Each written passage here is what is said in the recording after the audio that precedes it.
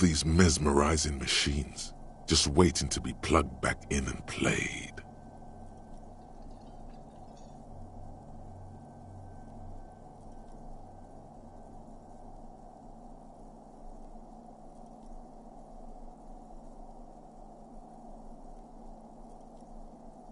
Feels like it might jump back to life any moment, the lights illuminating the white-robed woman.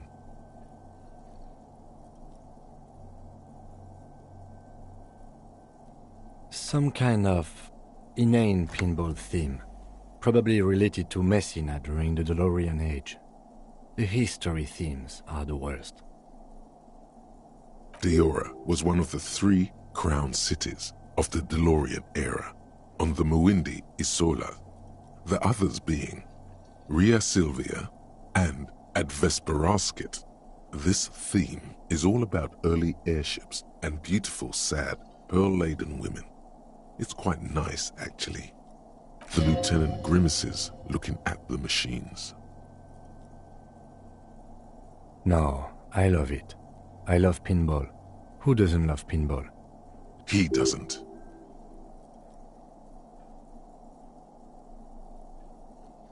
No.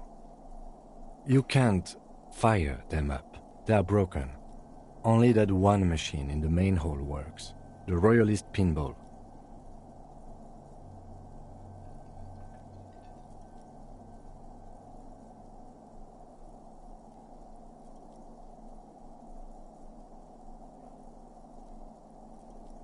What a dumb name.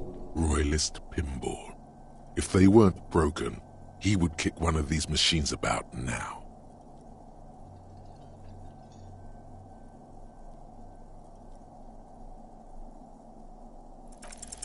Kim, Pinball, Kitsuragi. Exactly. That's what he's known as. His reputation precedes him.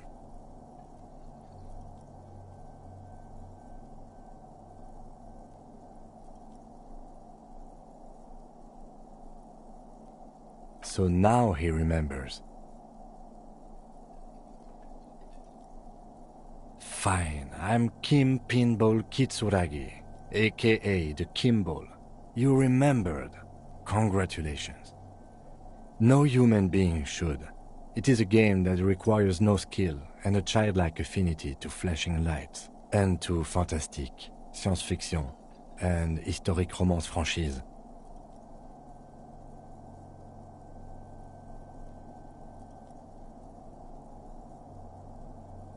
It is lame. I am not called Pinball.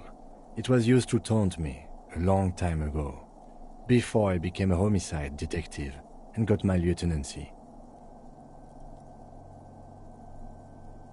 Fine. I was a juvenile police officer for over 15 years. It's how I started out in the RCM. Once I had to infiltrate a pinball ring, as you do when you're a juvie cop.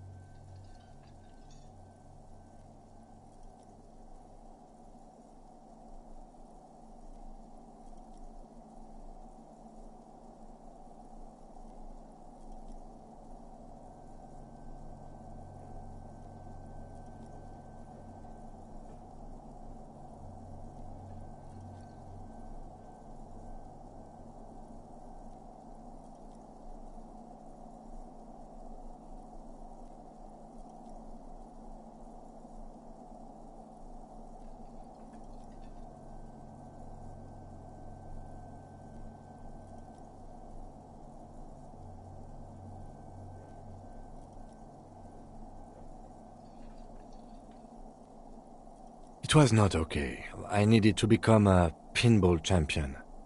I trained for 9 months. The job was successful and I was moved out of the juvenile wing to homicide. End of story. That time is over now. I was already a 38-year-old man. It was unbecoming, as was playing pinball.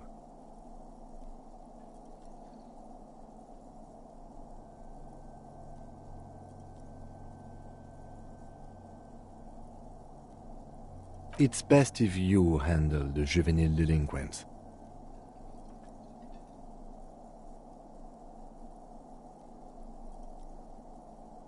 Lieutenant Kitsuragi is good too. Now, we really need to continue our sweep of what appears to be a secret path through the whirling.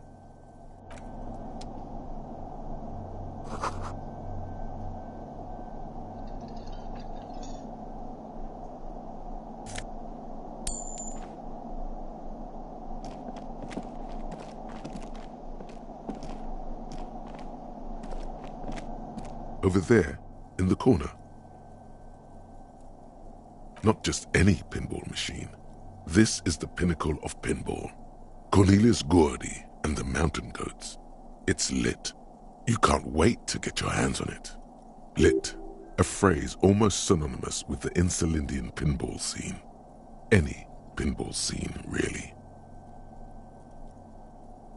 The pinball machine. Gordy's Goats, a classic. Oh, it's more than just a classic. A must-play. All serious pinballers have attempted a tempo run. The greats, like Gottwald's Knut Smelling and Jürgen Sternemann, Mesk pinball legend Yara Flavia Yandiroba, and Zimsk-born phenom Ludek Smolka have all managed a sub-20-minute run. A little. Ah, great. Cornelius Gordy and the Mountain Goats reads the golden lettering on top of the back box. There's a small column of text underneath. The machine is coin-operated. Get the game on, Fingerboy. Those flippers are ready.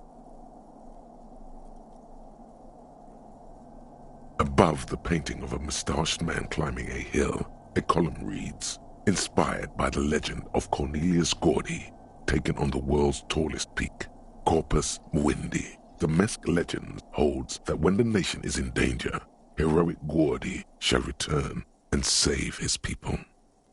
The theme of the game is to explore Gordy's climb through the perspective of goats and to ascend to the top of the mountain in a time of trouble. The peak of the mountain is at the top of the playfield. All the balls have small goat icons on them and represent the goats as they race up and down the mountain. Areas around the playfield represent Gordy's climb, places he was said to have camped, which the goats can discover. Get them to the summit. Indeed, think of them as balls.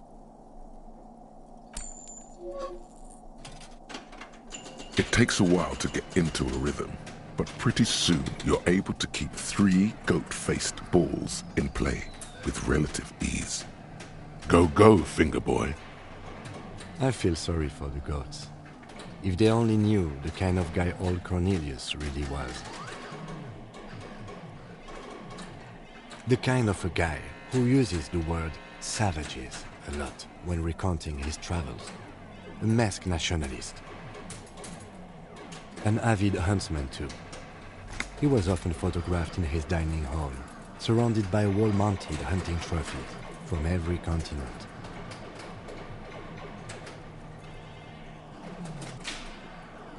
He also hit his wife and kids, other people's kids too, sometimes pets. Hateful little man. But you seem to be having fun. Your game is definitely improving. The jolly goats are flying all over the board, and although a few plummet to their deaths, you're never left with less than 3. Suddenly, a special passage leading to the summit slides open at the top of the board. This is where the balls need to go. Maneuvering a goat ball into a position for a perfect hit isn't easy. More fall to their deaths. But finally, the opportunity presents itself. One of them gets through. Tiny hammer shatters something inside the machine. Something glass. The words "pale rupture" light up on the speaker panel, and the machine starts filling with a thick, milky fog. Something's happening. Congratulations. This is where the game ends. It's a cheap way of getting more money out of the players. A stupid nihilistic finale. There's so much fog, you can barely see anything. Some is actually leaking out of the machine, and one by one, your goats start slipping, disappearing into the milky nothingness. This can be navigated. The balls leave almost imperceptible disruptions in the fog. Use them to calculate where they hit next.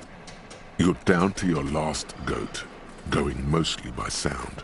Eyes are useless at this point, but that goat is something special. 5 times you snatch him back from the jaws of death. You're in a perfectly balanced system where neither you nor the pal is able to get the upper hand. This could go on forever.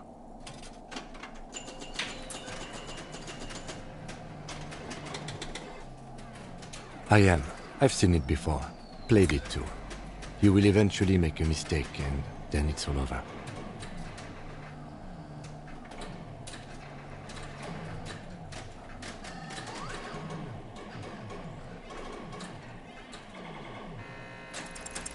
How, if you can't even see it? The last goat plummets into the fog with almost suicidal glee. There goes nothing, finger boy.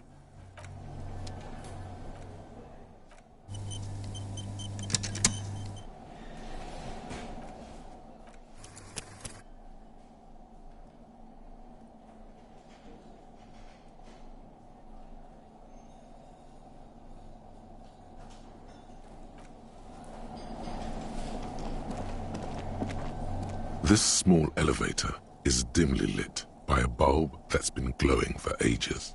The latticed cage is open. Smells of nougat and sweat. Your head brushes up against the ceiling.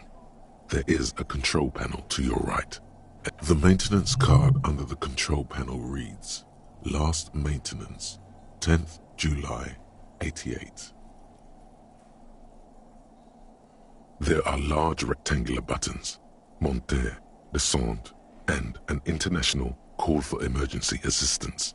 That third one appears to be broken. A small steel plaque reads Halter 800. Halter is a Koningsteiner lift company who went out of business a long time ago. That it does. I say, let's brave it.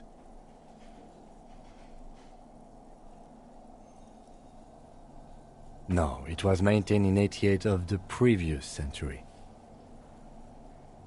No, I think the bureaucrats just forgot about this backroom elevator after the revolution. Seems like a small freight elevator for transporting machinery.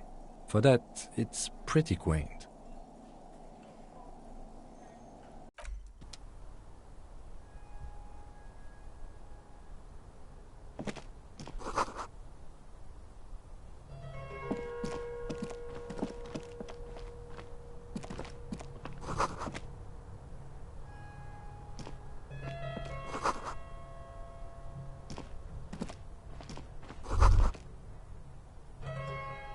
So this is where they brought 40 pinball machines to fix them up, a long time ago. Everything is covered with dust now. The lieutenant looks around the dusty, crowded room, inspecting the tools on the shelf. Looks like it. I'm guessing Martinez North 22 used to be a pinball arcade before it became a hostel? There are machines left over. A creak. Some dust falls off a shelf. Downstairs in the hall, next to the main door. One of them even works. I've seen one of the artists bang away at it. Remember the dice maker? Then that means... Ah, yes, as the novelty dice maker said. This has absolutely nothing to do with the case, I'm sure. But I do like a nice little connection. But then it went bankrupt. Your skin crawls from making the connection. At some point, 20 years ago, 15 maybe, before pinball went out of vogue. If that's true, then our cafeteria manager is not going to like it. We should tell him what we found up here. He does not appear to be the kind of man who likes his establishment to be part of a neighborhood ghost story about bankruptcy. Stupid superstition. But still, it would be interesting to see what the cafeteria manager thinks of this.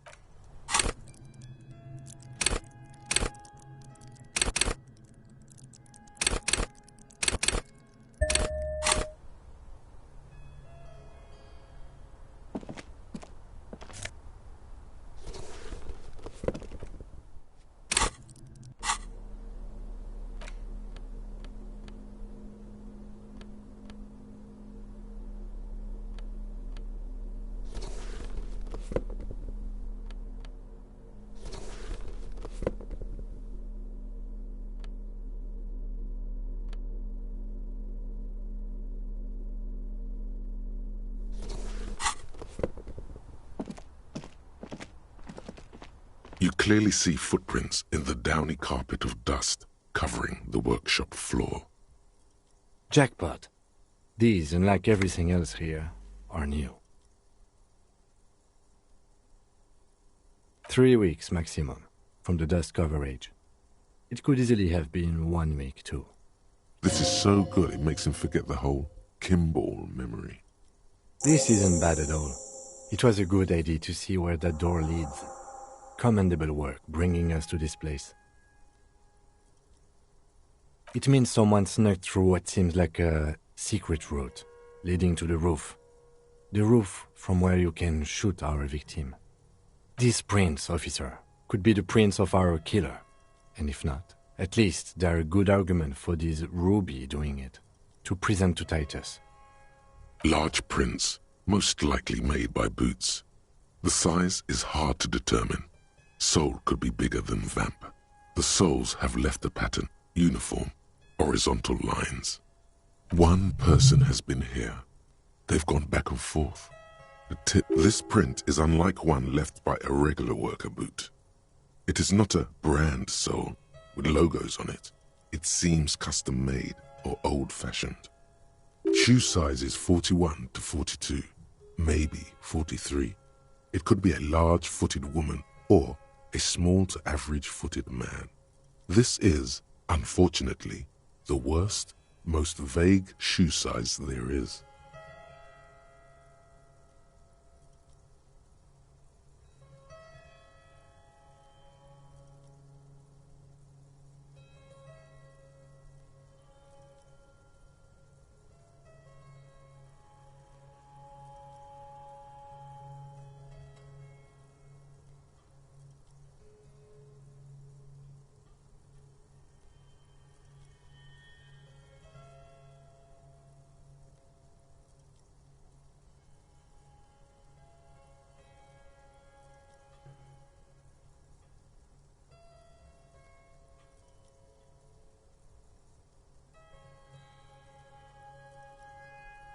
Between that and that. The size looks about the same, actually. They're not the same shoe, but they could be the same person. I wouldn't rule out Ruby coming here yet. This isn't an argument against her. People change shoes, you know? But it's not an argument for her either. No, these little horizontal lines are different. They look custom-made to me. Or some kind of foreign print? Hard to say. Everything around you is quiet. The prints crisscross the workshop floor.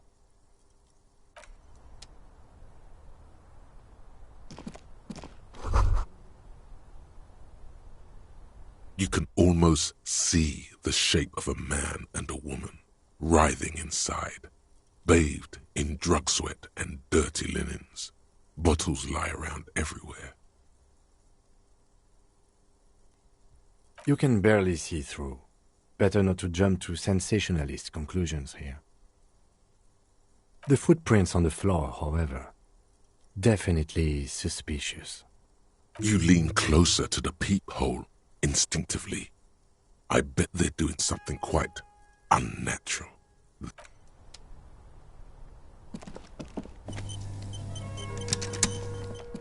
This is the barred door you tried to kick in before.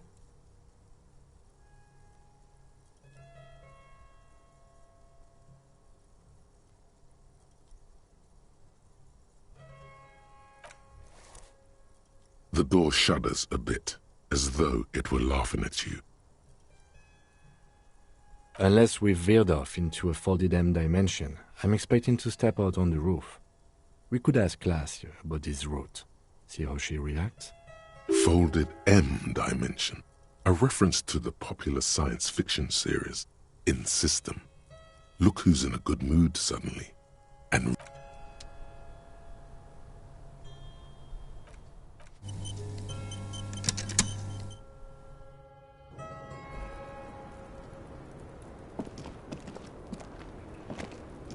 Officer, it's a fine day for questions.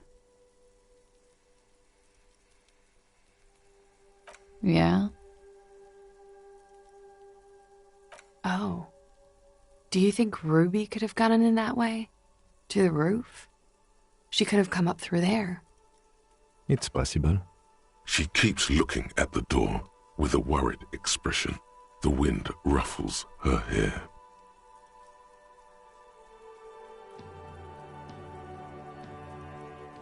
Okay. I'm glad someone's had fun. A peephole? You mean like a hole in the wall? Yes, looking into your bedroom, miss. Okay. A jitter of fear and disgust moves through her body, beginning from her shoulders and ending in her hips. Do you think this is somehow related to Ruby passing through there? Okay. Do you have any way of knowing how long it has been there? Unfortunately, no. But if I were to guess, long enough.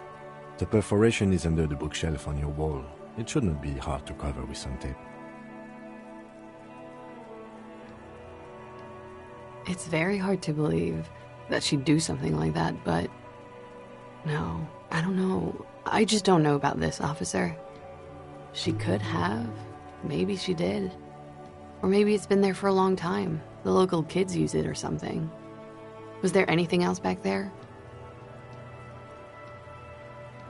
Huh. This isn't good. She's straight as a stick, suddenly. Mm-hmm. All right.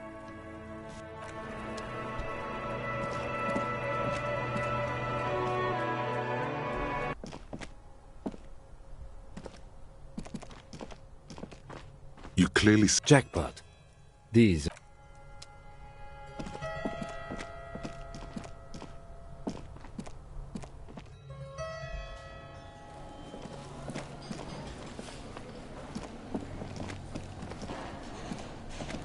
the machine.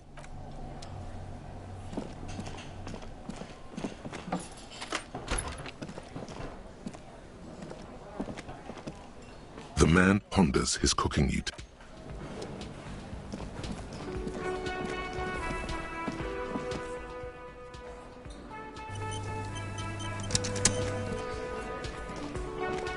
It's you again.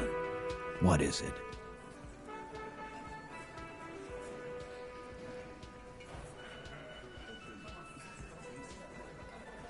Why?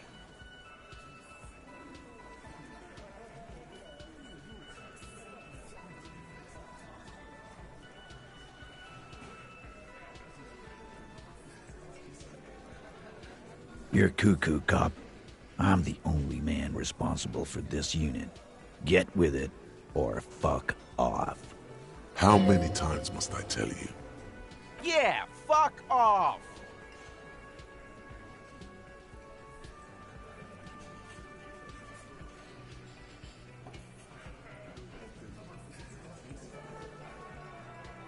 Sounds like you wanna push this steaming pile of shit on anyone. And now you pet Ruby. Well, Ruby's one of us. We're not gonna throw her under your moral intern steamroller. Fuck that shit. And fuck you too, moral fa- Ruby is missing. If you hide from the police in a murder investigation, you become a suspect. You know. That's nothing. That's just legalese. You don't even have a sound theory. I don't want to be rude, but we're trying to get some R&R here. I think we'll keep sticking around, Titus. You'll be surprised at how quickly a theory presents itself if you keep looking. A sudden flash of lightning in your neocortex. The hostel cafeteria is lit by its airy blaze. Floor plans, bullet trajectories, webs of human emotion, all channeled into a single thought. Because she was here, all night, with us. He's cobbling together shit so he can put her away. It's Cop 101. She was here all night? 11:30 to 12:15? She was here during all that time? Yeah, with us, drinking, near the stage there.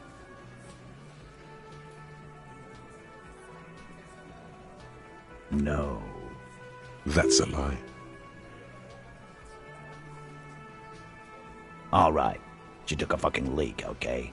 For one moment. Maybe went out too. She has an operation to run from her lorry.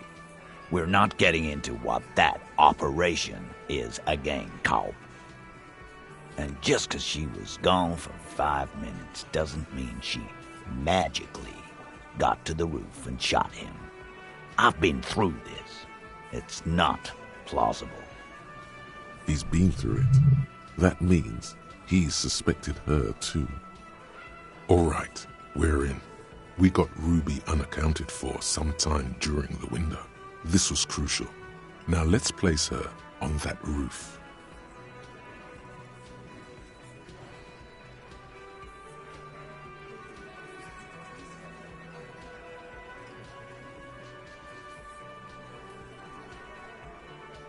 How? People say there was a pinball arcade here. East Delta Pinball Arcade. Weird place. Went bankrupt. Okay, but how'd you get up? There's no room for a staircase in this building. The elevator is outside the building. It's an old dumbwaiter used for moving pinball machines up and down from the workshop. Thank you. The lieutenant is glad he got the floor plan right there. Ruby could have gone up, shot him, come down. All under 7 minutes. That's quite the theory. We need to have a look at that secret passage, boys. I'm on it, boss. Right when the law clears, me and Angus are going up there. It's a dumbwaiter, not an industrial lift. How about I go instead of... Shush now. You got something else to back this route up? Or is that it? Why not? You can't draw a straight line into Clausia's window from any of the surrounding buildings. Not maybe from the coast. But like I said, I've been too busy dealing with you idiots. So no, I don't think it was a sniper. It was 72%.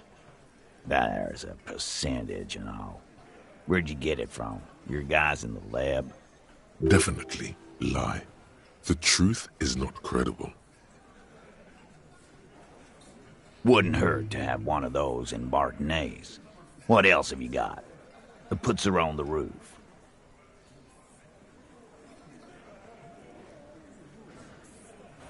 Footprints.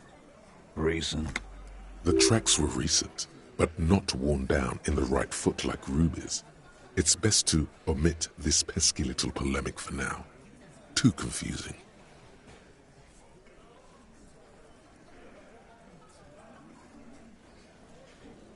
What else could you make out? How recent? What size?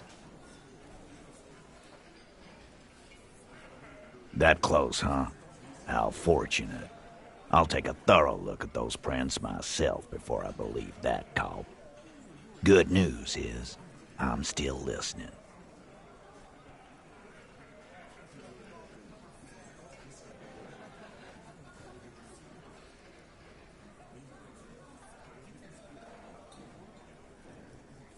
Right. What the fuck does that got to do with Ruby?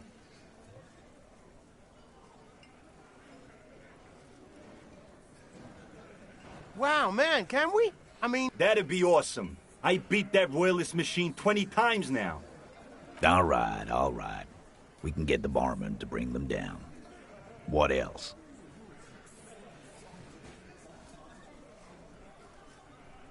I don't like guessing, Cole. No one does. It opens the steel door in the kitchen, the one that leads upstairs to the roof.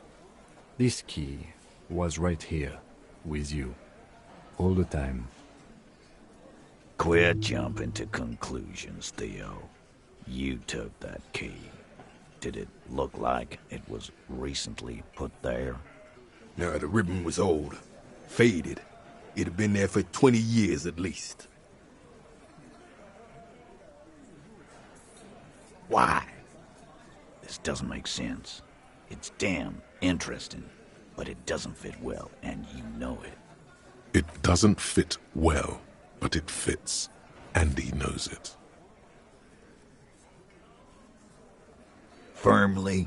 Firmly doesn't go well with could've.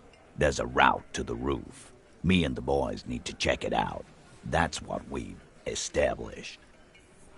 But a route does not put that bullet in his head. A gun does that, and Ruby doesn't carry one. Phase 2, murder weapon.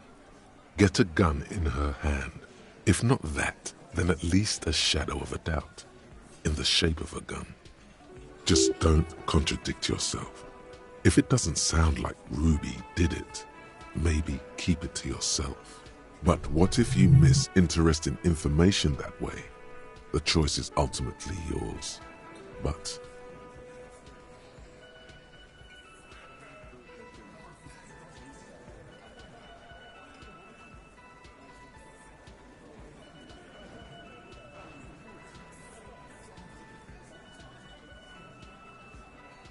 That looks antique. A Bell McGrave. It's inoperable. Where'd you get it? 20, maybe 30 rifles, Titus. Also broken, but still, there were too many. And there must be other caches too. God damn it. We need to close that dump down for good. Okay, I see your point. There are guns lying around. Damn it. I thought we'd found all the old spots. We just missed one. Ruby doesn't know this place, boss. Just these cops digging up shit.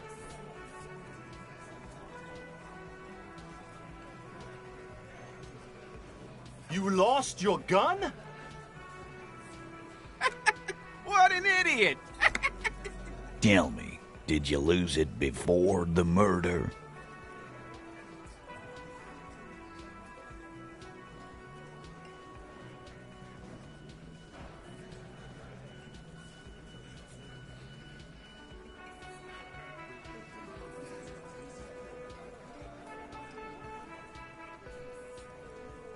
No, you didn't. And Ruby didn't use your lost gun to kill him. stop thinking about your lost gun, damn it. You'll get a heart attack. This was merely a thought exercise. He did not lose his gun. Let's move on. God damn. That's just about your favorite topic, isn't it? Every fucking 5 seconds. Trouble. This is Revachol. Even the roidheads in the gym had a carbine. No one has trouble getting a gun. I still never saw her carry one. He must be referencing some past case of theirs. He's angry because he knows you're right. What he's saying only confirms your theory. So it had to come from a breech-loading rifle. Military grade. Not even you militia monkeys have those. This goes against your everyone has a gun theory. If it was military grade, how'd Ruby get it? You just showed him a breech-loading gun.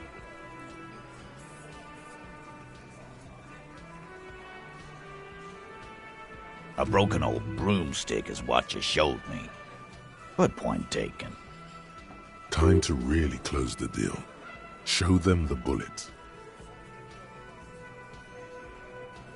The blonde man looks at the mushroomed Deathbringer in the evidence bag and says, Yeah, the bitch is jacketed all right.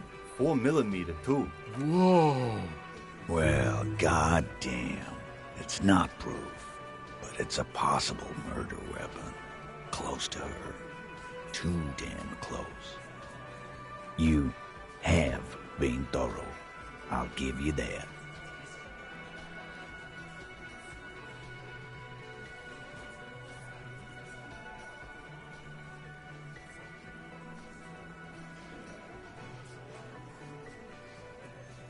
I don't knock up.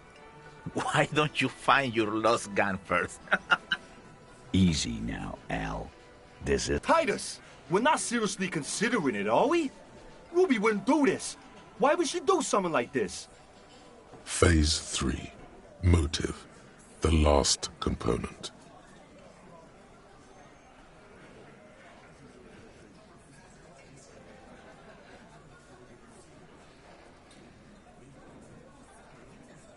Yeah.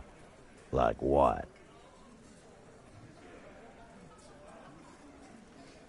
A thing? You mean? Behind its squinting eyes, dominoes are falling. Fast. It's all beginning to make sense to him now. Yeah, but they're both girls.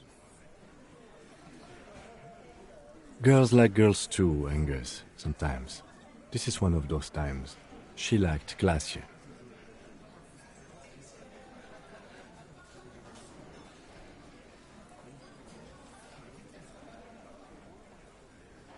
Fuck you. First he says she's murdered him. Now she's a too? It's a lie. Come on, Glenn. She likes Monica's titties more than you do. Everyone knows which way the wind blows there. I did. I knew it. That's why she didn't fuck me at Fatty's birthday party. She didn't fuck you, 'cause you're 40, and you still live with your mom, Dennis. Ruby then threatened her and told her to end her relationship with the deceased. This is some sordid shit. It's also the kind of garbage our Miss Aronier puts out to cover her own ass. Sort of, but he doesn't have to know that.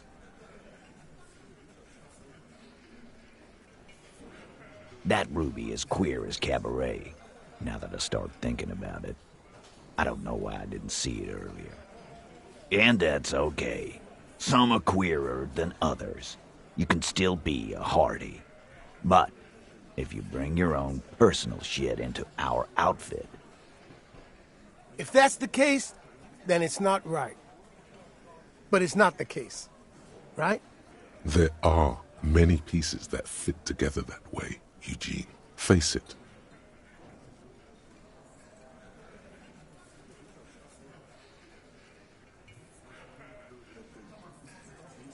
Nah, man. That's just Ruby. She's got shit under control.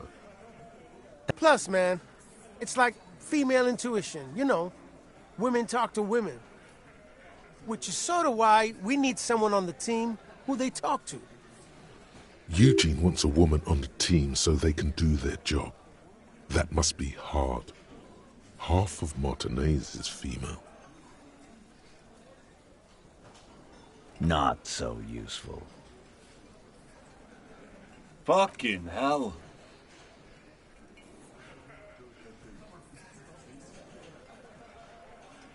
And I suppose you have a theory about that too, cop.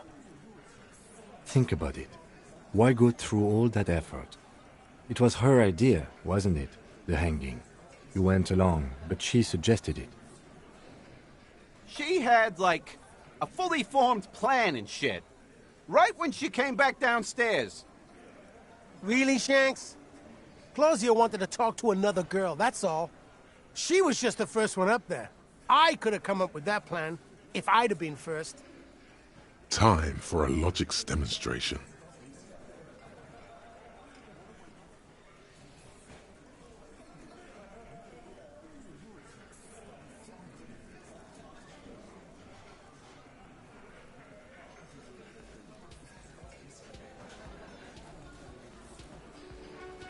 He scoffs. Think. You kill him. Get up there. Shoot him. Get down. The man is silent. If she used us to cover her own shit up, well, that's a serious violation of the Hardy Code, boss. Which is why she didn't. This is fucking stupid, Titus. This and the queer thing, all of it. Why aren't more of you defending her? This is fucking stupid, Titus. Glenn, I thought the same thing when she skipped town and left us in this shit. Oh, so he didn't rule her out completely. And she skipped town. This is good.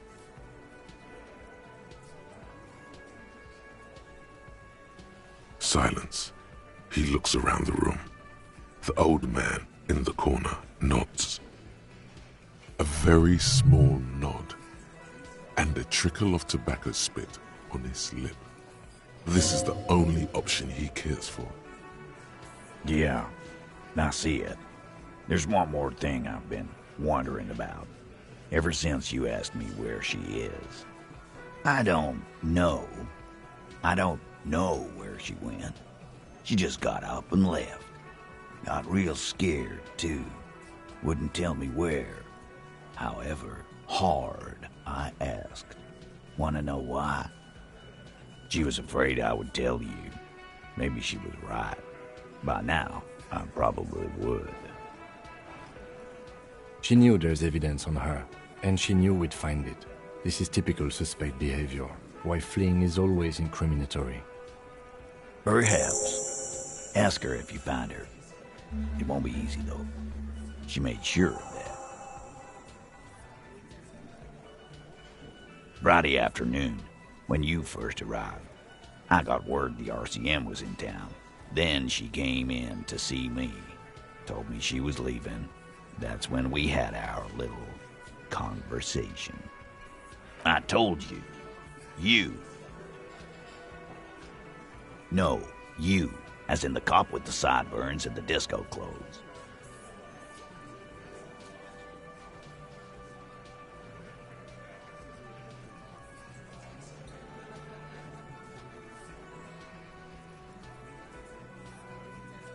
Sure, the human experiment. That's... You know, when I first saw you limping here, I thought she was paranoid or sniffing her own supply. But now I'm not so sure. She said you have a funny taste in clothes, and that you won't stop. Until you have something on her. She said she's heard of you from Jamrock, that you're a human can opener, that you play suspects against each other, open them up like cans. And then when they're all empty, just move onto the next can. Don't look back unless there was something you missed. Fucking hell. Titus, did he just... Open Angus up like a can? Yes, he did. Now, we can whine about it, whack him, or we can go on with our lives. I'm having a go on with our lives kind of day, Al. How about you? It's not an actual question. Silence. He nods. Yeah, there was something else. She wouldn't tell me, though. I could see she wanted to. It was burning on her lips. This cop, Titus. This cop, he... But she was too scared. She's not far. We know that much. She didn't take her lorry, so she's on foot. Good fucking luck, man. She knows this place like the back of her hand. You'll never find her. Yeah, Al. And we won't either. She's not really a Hardy candidate anymore, is she? She's not, Glenn. A little. On the coast. Where have you looked for her? More precisely, on the coast, past the waterlock. She's not here, so I'm thinking she's there.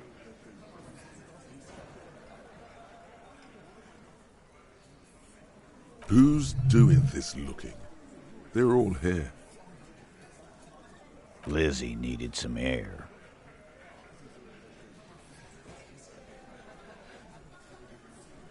No one goes to tell Everard anything. He knows what he has to know. Fast. It's called a radio, you believe. The gardener may have played you a game when she stormed out. She has her own plan. Sure, there are some shithouses there. A cinderblock town. Fisherfolk there refuse to unionize. So, that's one place we haven't looked. I hear they have a shack where junkies sometimes crash. Time for you to step up. We will start there. One more question. What does Ruby look like? Boyish. Hair's red. Dyed. She looks like a Lowry man.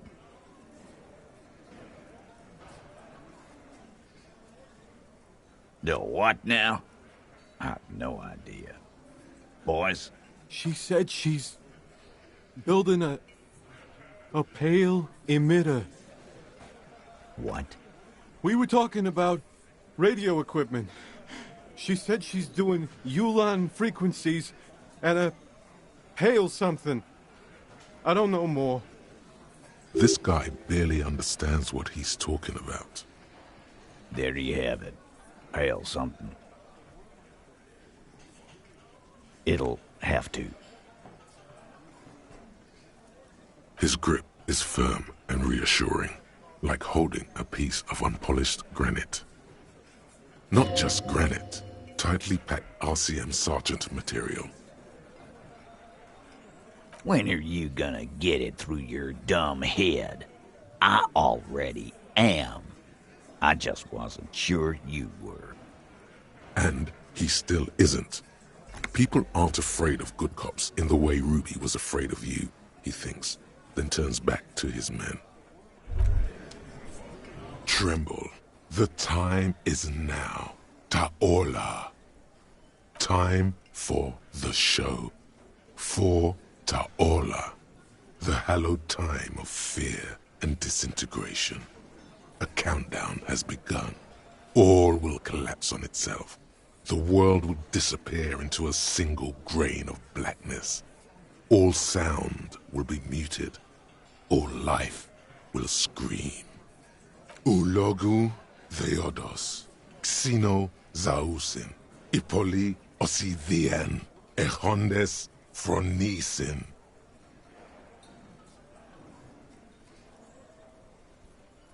Monday morning, the moment you arrived in this reality, are the first crack in the sheer face of God. From you it will spread. Yes, you spoke the words of the Palindropos and the houses of Pericarnassus. Items, people, even words will tumble. All will lose its meaning in the coming years. That is why you marked yourself. It's totally also a coping mechanism. So you should be. The world island crumbles at your feet, and in the far plain, Palindropos. Perhaps, just a thought, this has something to do with the hangover. The face of the woman fractures. There will be herd killing. We all become vapor.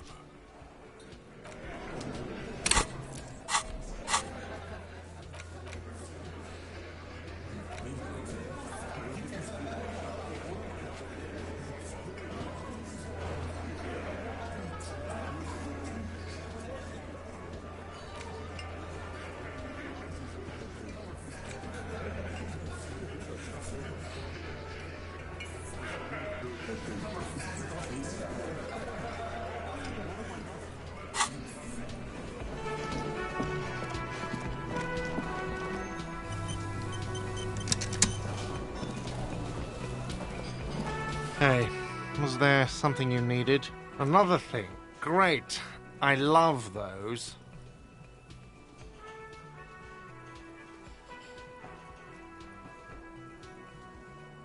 Oh, okay. Well, I did hear you make noise back there, so good for you. He's really holding himself back here. Okay, what is back there? Ha! I knew it. I've always wondered where those machines by the door came from. And they told me there was some kind of pinball thing here, too. I knew it. Were there any back there? In working order, I mean. No, I was just wondering if you found pinball machines there. He was wondering about something business-related, about how much money he could make of one.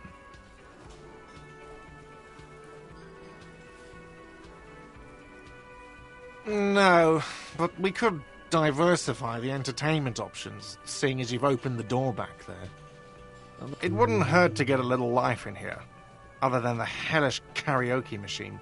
That one's always causing trouble. Yeah, those numbers he's adding up must be making good sense to him right now. Sounds like he cares about the place. He's not going to be overjoyed to hear that it's part of the doomed commercial area. He should still know. You have to be forewarned about these things. What wall? I'll have it fixed at once. Thank you for letting me know. I assure you, the Whirling does not abide spying on its guests. The color has drained from his face. Absolutely not. Fuck you for even implying it. It wasn't me. It wasn't my staff. The establishment will look at it and ascertain what it was. Well, he's definitely not lying. He wouldn't endanger this business like that. Sir, he was only asking a question. It's his job and mine. See that it's covered. Yes, I absolutely will. Sorry, it's been a bit of a day. And now a hole in the wall. Thank you. I'll patch it up personally. Was there something else about the establishment? I hope not. What? Why would you say that? We're at a completely different address from that whole thing. So he knows of the doomed commercial area and its address. He's thought about this.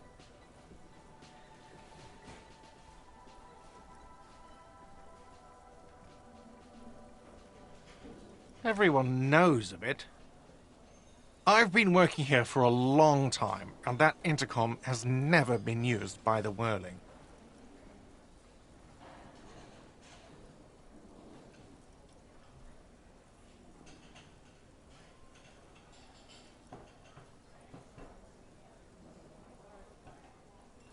It's a sign of the Whirling in rags not being part of the doomed commercial area. If anything, we're revitalizing this neighborhood. Relax, Mr. Gart. I'm sure there is no doom. He simply wants to share his discoveries with you. Does this look like part of a doomed commercial area? This pre-revolutionary tilework? These high ceilings? The nice rooms? Well, most of the rooms. For 14 years, man. That's how long I've worked here. I've kept this place up through hail and through sleet. Fuck me, if some doom ghost... Yeah, it's slowly growing on me again. It's beautiful in its own way, especially for this neighborhood. I've been trying to keep it that way, even if it is part of the damn doomed commercial area. I don't place much stock in the curse and so on, but the label frightens the clientele. Who wants to stay at a doomed hostel? Everything's doomed enough without that. Some real estate management company, they never come around here, just collect money from afar. Honestly, I think some money laundering might be involved. Well, it sure as hell wasn't the real estate company. It was you? You look surprised. What? It's a great name, I know. Cafeteria managers come up with great names too. Hail, Holy Queen, by the Ateniers. Hail, Holy Queen of the Sea. You're whirling in rags, you're vast and you're sad. Good pick.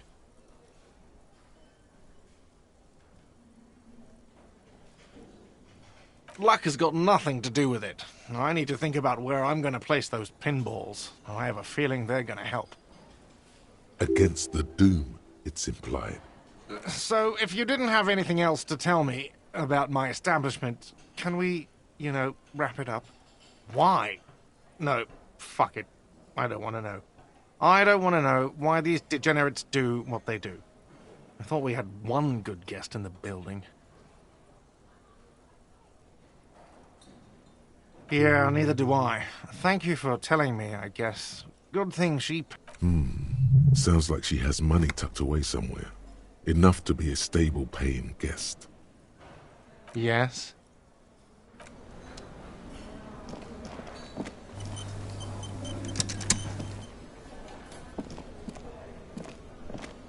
Hi again, gendarme. Bye-bye, gendarme.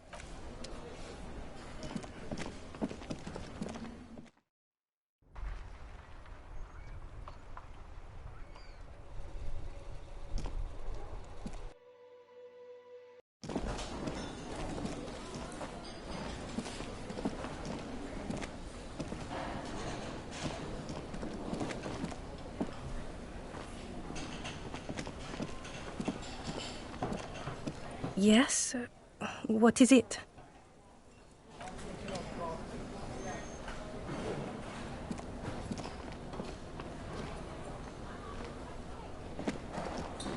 Again? I can't believe this shit.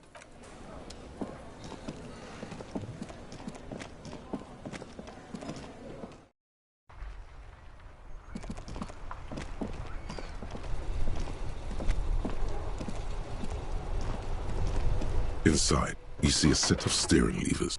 This is Precinct 57. How may I assist you? Yes, I got the mercenary's name and a few biographical details. Are you ready? The lieutenant leans in to listen, notebook in hand.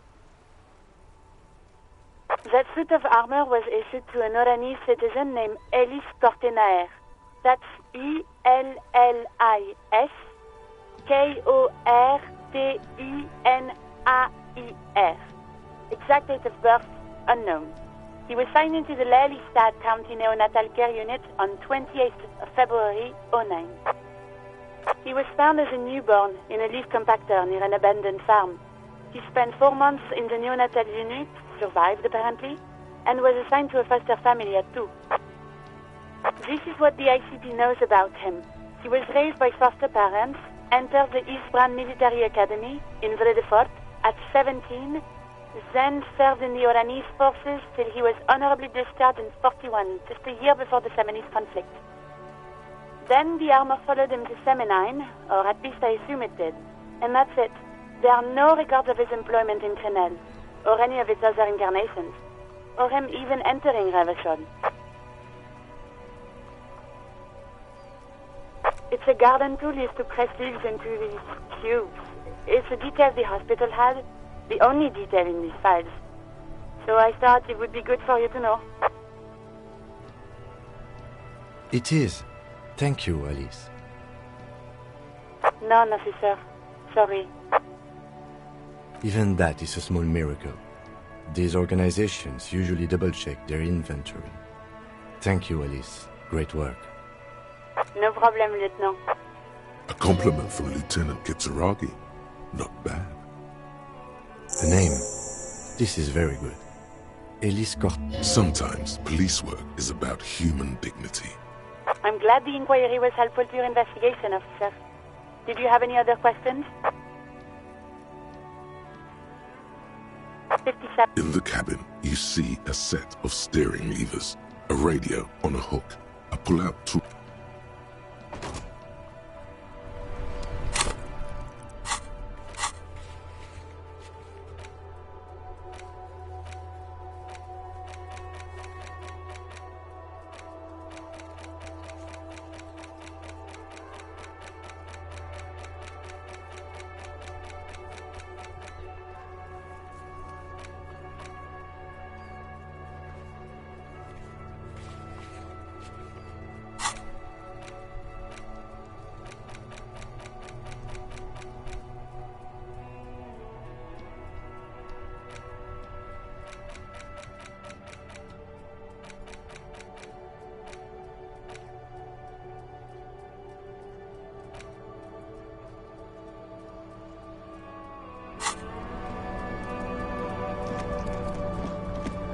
Make way for the master poet.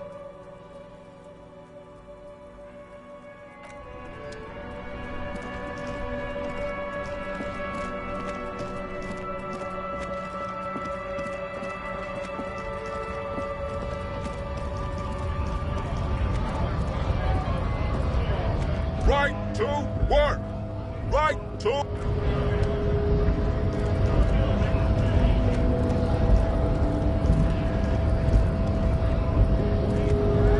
Hold on, Wandering Man. Okay.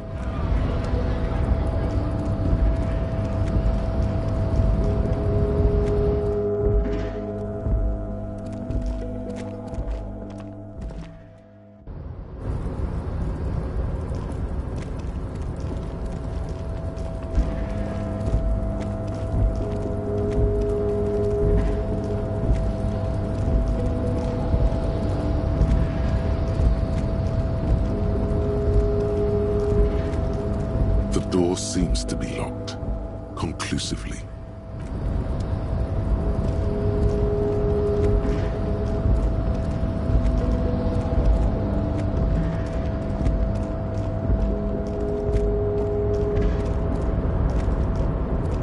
Oh, hey, mister. I'm not gonna bother you with a long greeting, just like we talked about before. I know your pub... Oh, that one. That should be it. Told you.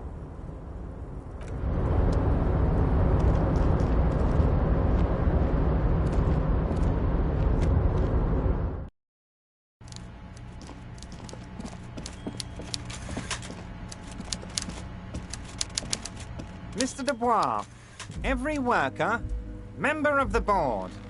How can I help you today? Great! You want to bounce something off your old friend? Absolutely, Harry. Most certainly, Harry. Nothing bright by all means, Harry. I'm always happy to educate and entertain you, my friend. Very nice, Harry. Let's hear it, Harry. Of course, Harry, of course.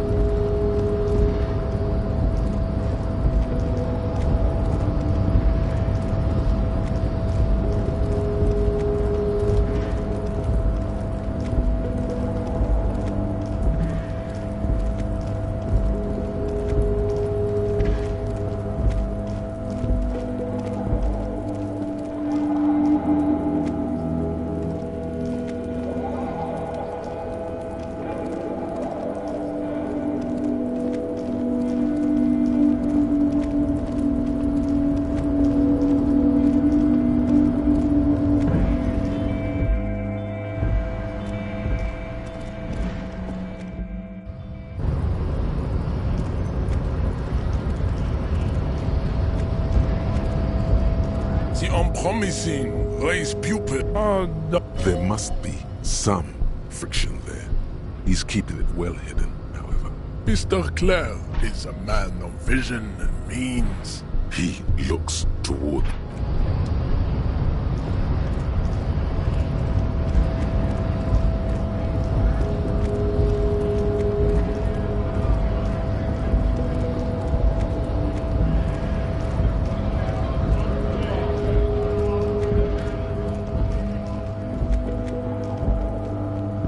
Looking for something?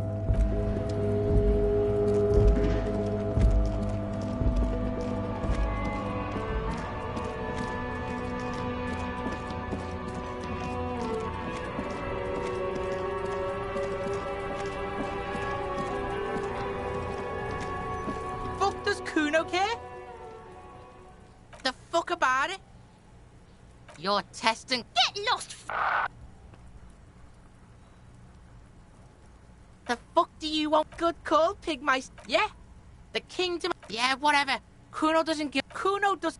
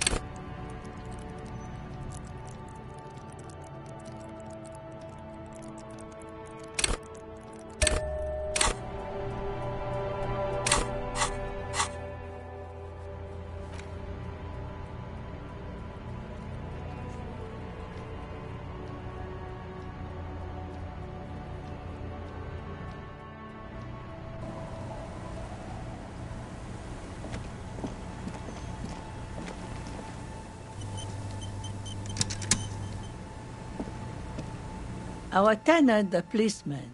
I hope the waves don't keep you up at night. Nay, I haven't seen anyone lately. Because she's blind, which you seem to have forgotten. This is my little cinder block town. I know what goes on around here. She's being evasive. She knows something. There was a murder in Martinez. She might be a suspect. We would appreciate your help. Would you now? I know how this world works, and it doesn't work when people tell on each other.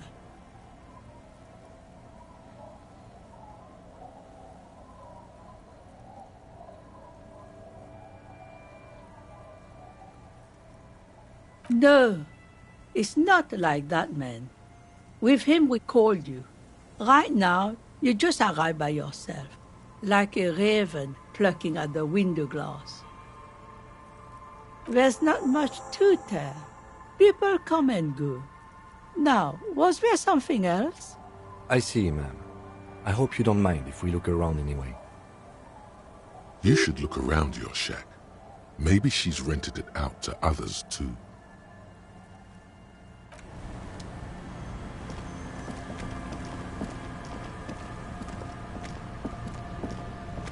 Aye, the sea's gonna calm down soon, I can feel it.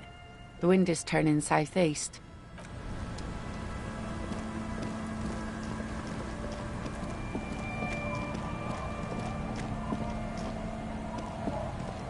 The scruffy-haired little boy kicks a stone while the other... What bad people? I don't think questioning 4-year-olds without their parents present is gonna crack the case. Then we're definitely doing it. The scruffy-haired little boy kicks... What bad? I don't think we're... Then we're definitely doing it. The scruffy-haired little boy...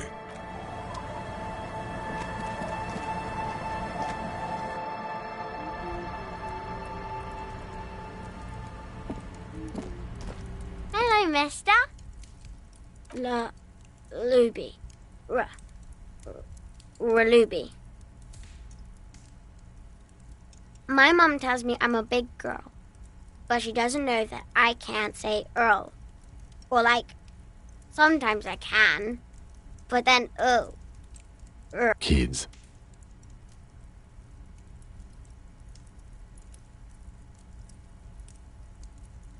Bye!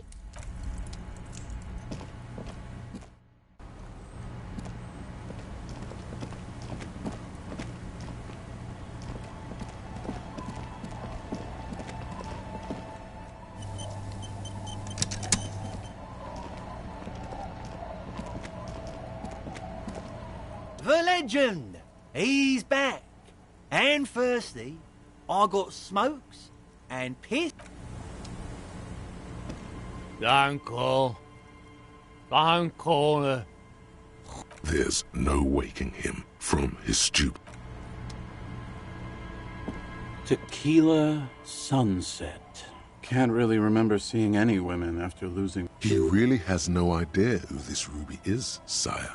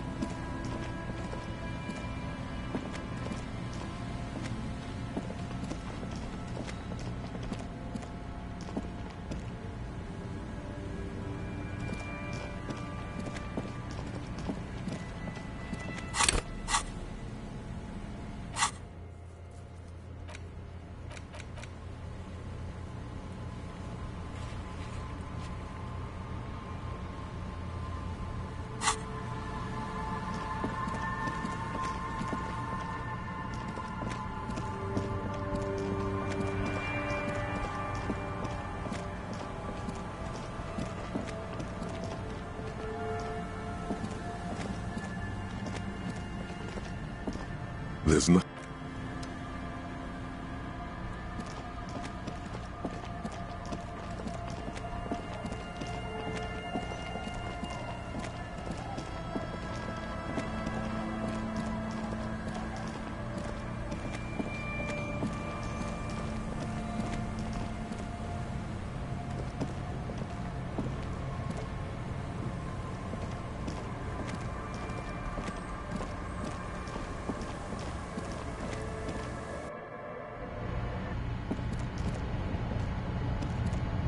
As you look at the floorboards in this corner of the shack, it's clear one of them isn't quite level with the others. The edge of a floorboard next to it looks scratched. In time, dust will settle upon...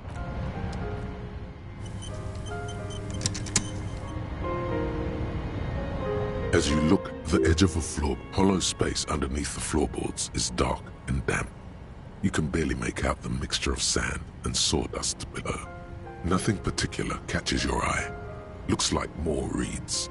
There might be something hidden inside the sand, though. You stick your hand in and start combing through the sand. Dry, not like outside. Fine dust. And then, something hard wrapped in paper. A small cylindrical object. You pull it out. A bullet. A 9mm bullet, to be exact, fit for all muzzle loaders of that caliber. The floorboard isn't interested. Maybe the washerwoman is. You have enough to confront her with. It's extra ammunition. She's locked and loaded, ready to fight some cops.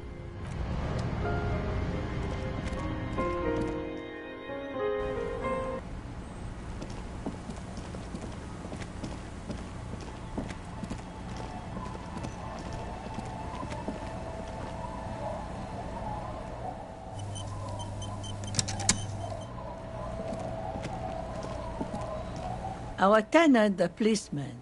I hope the waves don't keep you up at night. What damn that girl.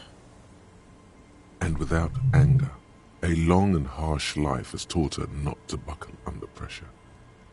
A bullet? You didn't put it there, did you? She did. Gone and hid things in there? She's usually a good tenant, and not a stupid one either. Yes, I let my room to that Ruby girl.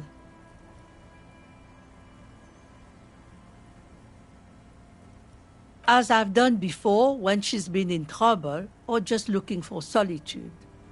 I've made it clear. We welcome all kinds of people here. She came last Friday, left on Monday in a hurry. What has she gotten herself into, that girl? That's for the police to find out. Right then, please answer each question to the best of your ability. I'm sure we have a few. Yes, early with the dogs, around 8 o'clock, I think. She probably heard the lieutenant's Kanema drive by, and it woke her up, just like it did you. Yes. That is a downside of having a 130 kilowatt engine. It lets the bad guys know when you are coming. I cleaned it, like I always do. No. The truth, sire. She's good company. Knows how to talk to an old woman. At my age, you don't get a lot of quality conversation. So I really appreciate that about her. Did she talk to you much during her last stay? No, she was mostly silent this time, kept to herself. She tried not to let it show, but I could tell she hadn't come to fish. Usually she likes to cast a few lines, but this time she mostly stayed in her room. How would I know? She's a gruff one, but not violent. She doesn't go around toting a gun.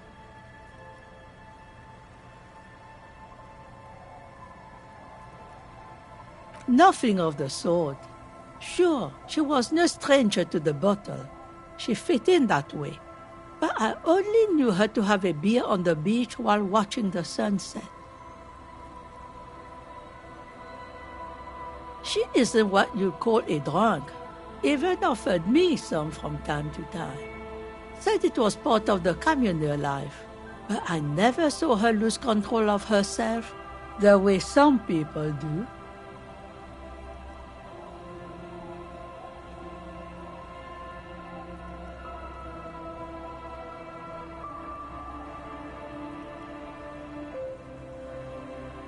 Not that I know of, though she was into nice music.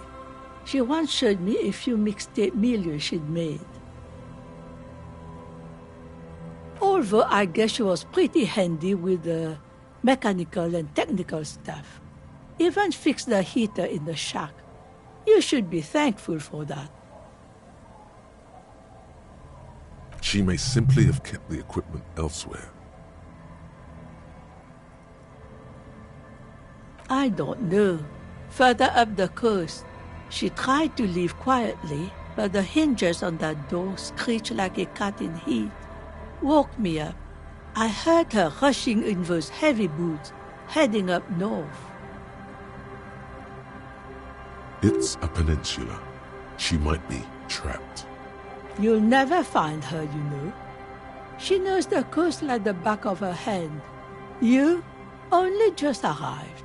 I wouldn't worry about that, ma'am. We are persistent.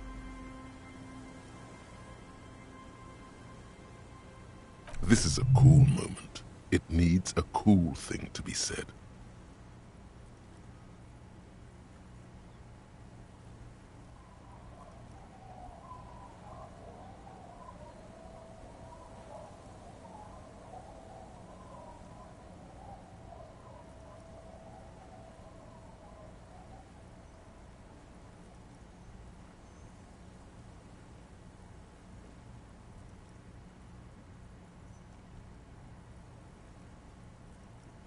What?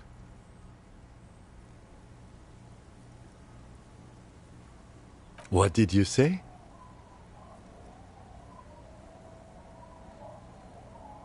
You're still not saying it right. It's too late now. The old woman shakes her head, slowly.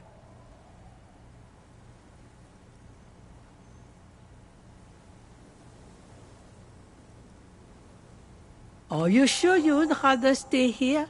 Get a nice cozy fire going in the heater? Seems like a better idea to me. The felled electric mural. You feel like you should go look at it again. Step closer this time.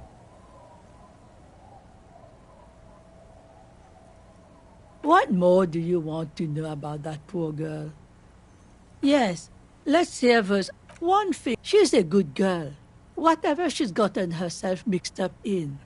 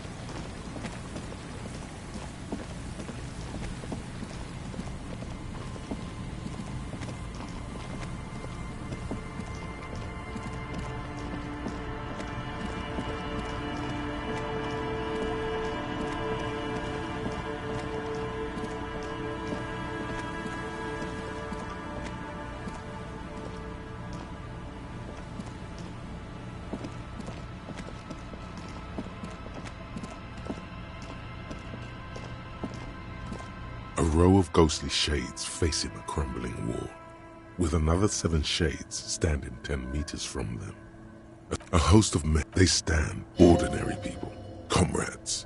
The code behind this building.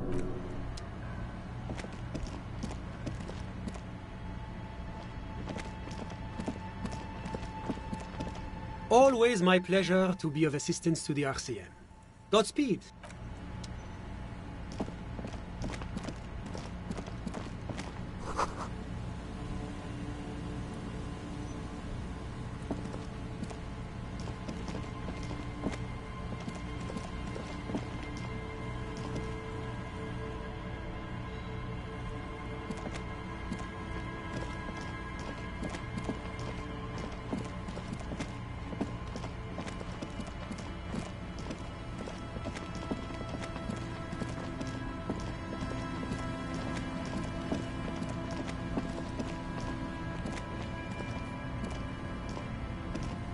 There's nothing.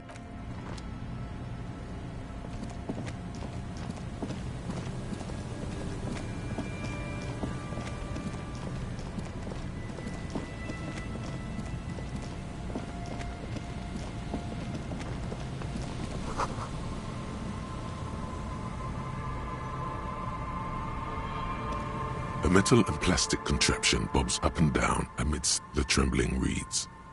At first, it just looks like trash, but if you look closer...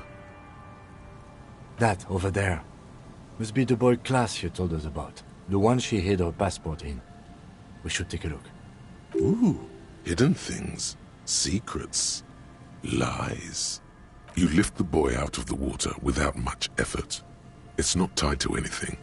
The cords dangling from the bottom appear to have been cut. The number 11 has been written on the yellow plastic. It hasn't been in the water for very long, but it's already discolored and slimy with silt. A latch holds it close, but only just barely. The brittle metal of the latch has cracked. Simple construction. Very unsafe. There's something in there, splashing around. It smells like you would expect it to smell. A concentrated version of the coast. Salt, industrial slop and decay. The water this side of the peninsula is cleaner. Actually, smells a little salty.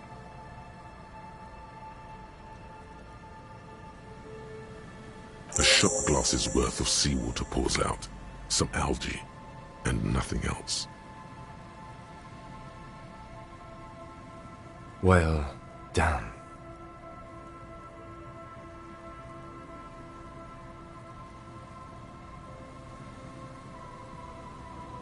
We still got here too late. There's nothing of use here anymore. I have no idea.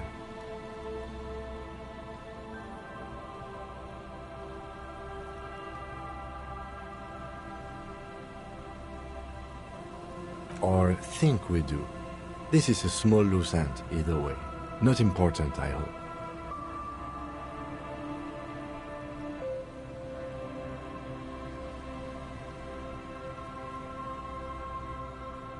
Could be. We should keep an eye out. Nothing more for us to do here. Let's go. You could ask the miss what she thinks. Later, if you have the time. Though you doubt she'll tell you much at this point. We still got here too late. There's nothing of use here anymore. You lift the boy out of the water without a shot glass. Well done. We still got here too late. There's nothing of use here anymore.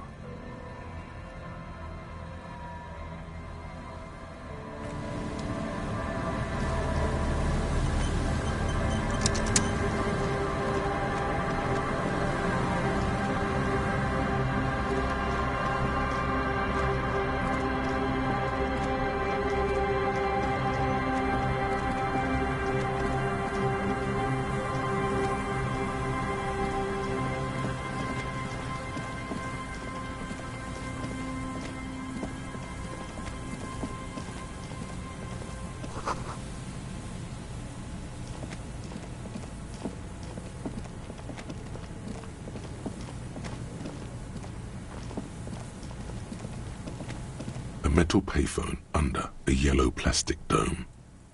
There's a bitter, caustic taste on the tip of your tongue as you look at the handset.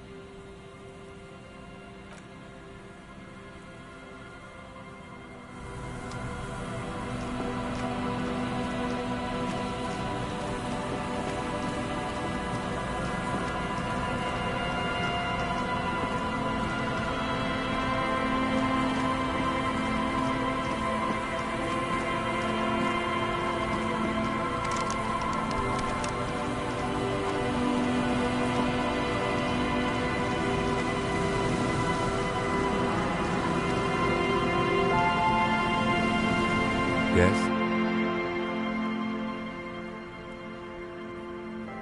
What about me? Good. Let's... Listen, Ted.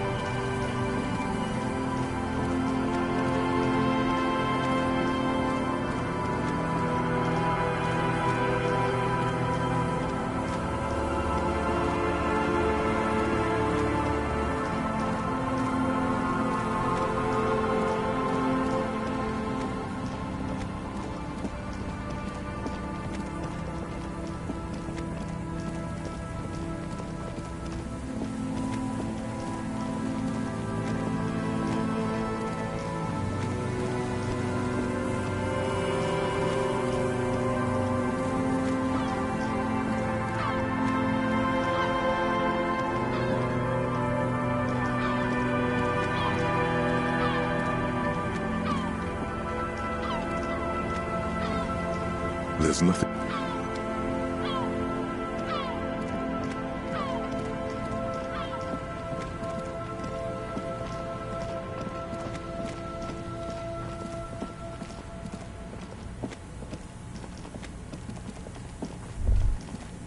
Is there something here that would indicate a sniper used this place as a nest for taking the shot? Just some urban detritus, a bottle, and a dilapidated old comms tower. In the distance, you can hear the breakers roar. I don't see it, Lieutenant W. Freighter. I don't see a person take a shot here and hit something there, in the whirling in rags.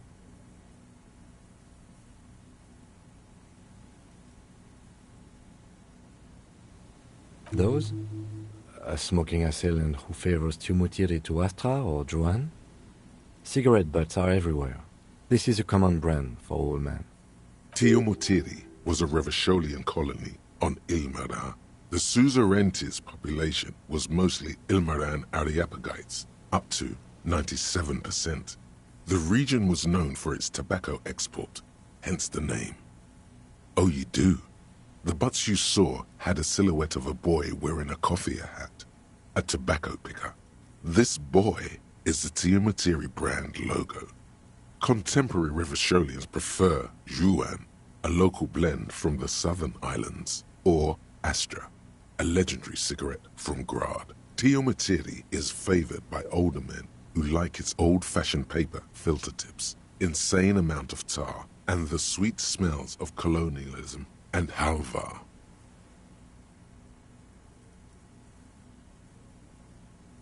It's not possible to climb that ladder, and even if it were, why? There's no platform up there to aim from. It does look extremely rickety, and wouldn't help much either. To warm his hands before pulling the trigger? Perhaps, but anyone could have made this. The coast is specked with fires this time of year. Truthfully, this seems like a very poor choice to take a 1.2 kilometer rifle shot from. Visibility is awful. There's water vapor everywhere. There, 1.2 kilometers over the wave-crossed bay, through heavy, dark grey curtains of rain. It's glowing in the dark night. The lights are on. Glazia must be in there. Looks like she kept her promise not to go out at night anymore.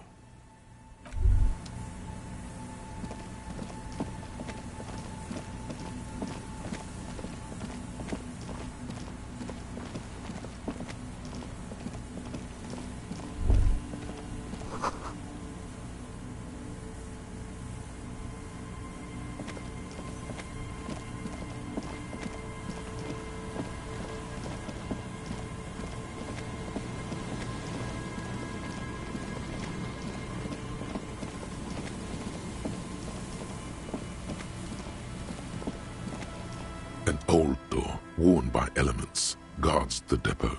The wind has blown a sand dune in front of it. The door hasn't been opened in a long while. From here to the whirling, I can't see how. The church is in the way.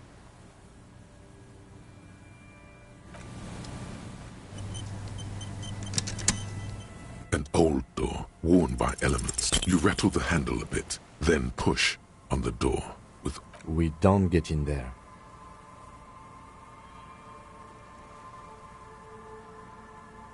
Frankly, you're just going to have to accept the fact that you can't... No. We've gotten into every door thus far. That's what we do. We open doors. We're cops. That's our perk. Even Everard knew that... Yeah, I understand you. I like opening doors as much as the next... Relax. No. At least you can think about opening it. About doors in general.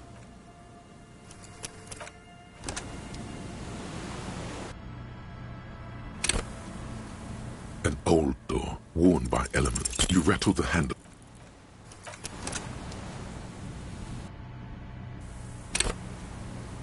An old door, worn by elements. You rattle the handle.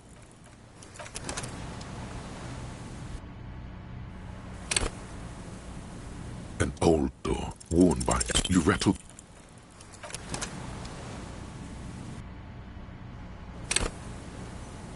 An old door, worn by... You rattle the...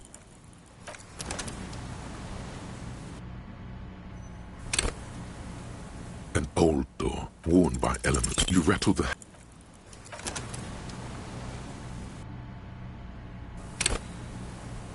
An old... It's military. The washerwoman... It may have been used to service an aerostat. You rattle...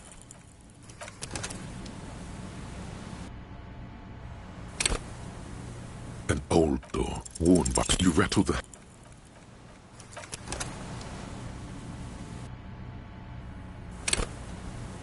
An old door, worn by... You rattle...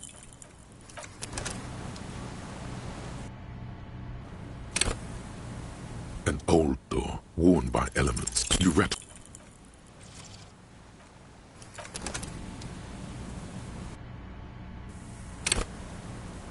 An old door, worn by... You rattle the...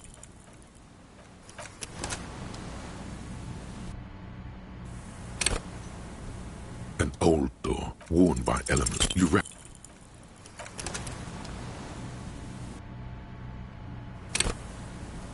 An old door, worn by... You rattle...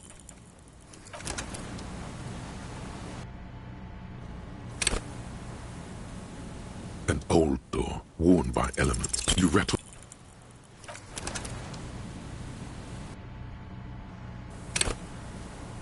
An old door, worn by elements. You rattle the handle a bit, then...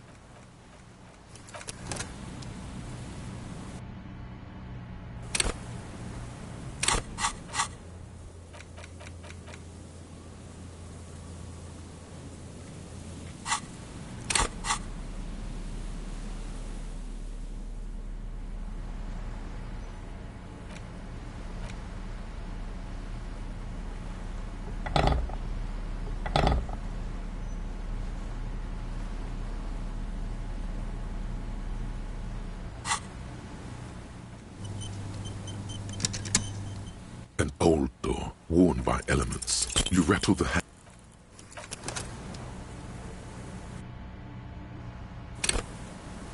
An old door, worn by elements. You rattle...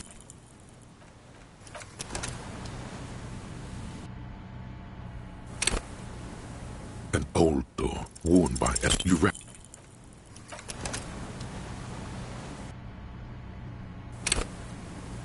An old door, worn by elements. You rattle...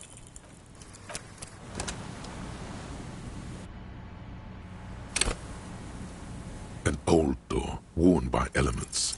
You rattle the handle a bit, then push on the door. We don't get in there. Frankly, you're just going to have to... No. We've gotten into every door thus far. That's what we do. We open doors. We're cops. That's our perk. Yeah, I understand you. I like opening doors as much as it... Relax. At least you can think about opening it. About doors in general. They are.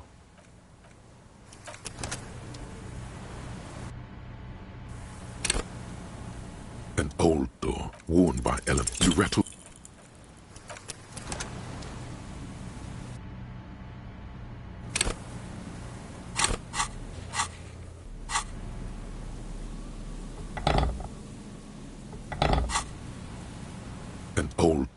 worn by elements. You rattle the hand.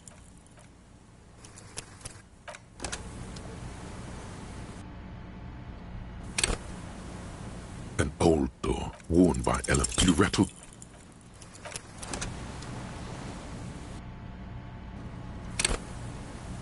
An old door worn by elements. You rattle.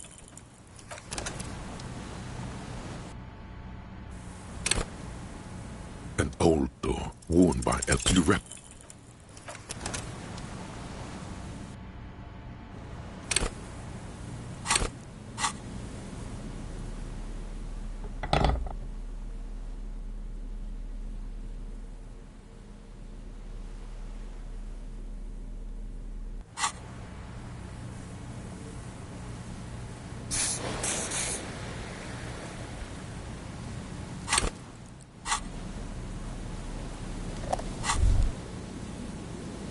There it is, a brave little army in your pocket. The 1st Smokes platoon, 20 brave souls standing in salute. You picked the best one. This soldier is fat and succulent. What are you waiting for? Get a load of this rock and roll cop here, people. Johnny Thundercop fishes a cheap lighter out of his pants. With a flick of the thumb, there's fire. A primal satisfaction. The lighter's dark green disposable plastic. Safety's off. In your case, the safety is always off. Repercussions? There's a high risk of glory with a mild chance cool G. It will help you concentrate a bit. That much is true. Thick, warm smoke gets sucked down into your lungs. Immediately, you feel a warm nostalgia fill your head, body, and soul. A nostalgia for yourself, the man you were in your youth. Johnny Thundercop is back, and he's chill as balls. In the bottom right corner of the screen, there's a cigarettes button. Cigarettes gives +1 to intellect skills. Logic, rhetoric,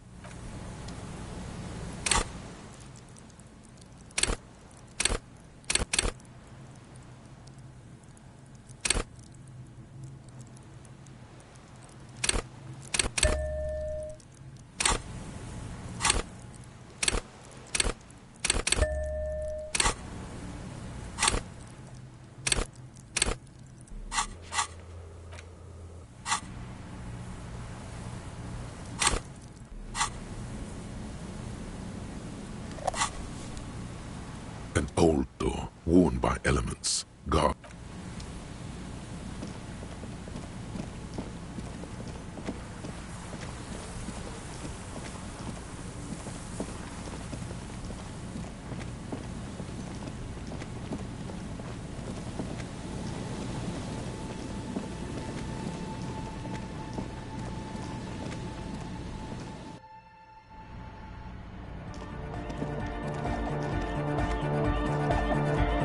Hey man, it's good to see you.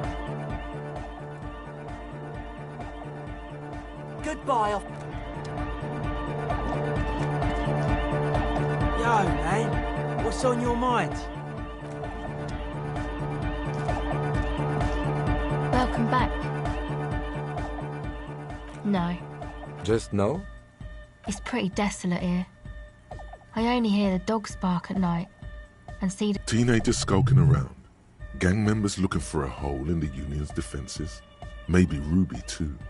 But she wouldn't be able to tell from here.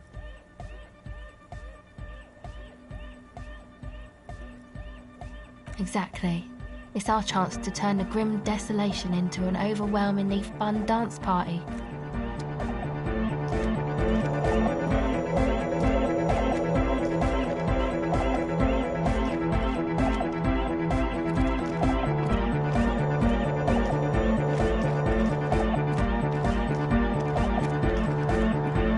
Good morning, comrade! Yeah!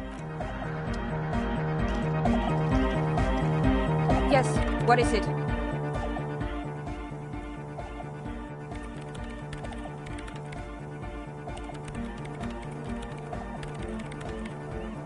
What? No, no one's suspicious around here. She has not seen her sire, 'tis true.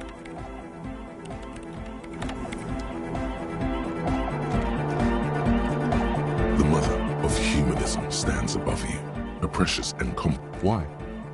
That does seem to be a problem. Maybe you meant something else? The mother of humanism towers above you, a wax painting on a cracked pane of glass. Nothing has changed in her expression. Yes, we all are. Her name, body, and rule are synonymous with humanism. The laws we enforce. The woman looks by and... It's not spiritual. It's constitutional. Why? That does seem to be a problem. I don't know. What are we thinking of? The mother of humanism.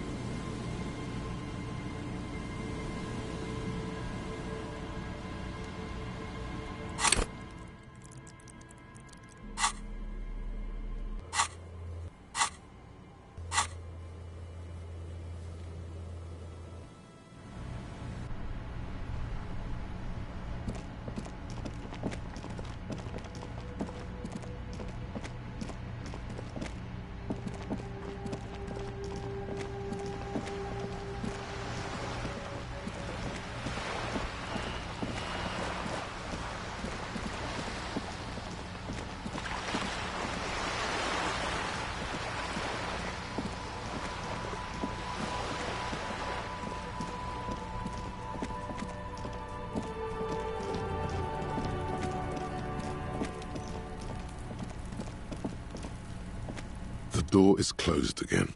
You hear some...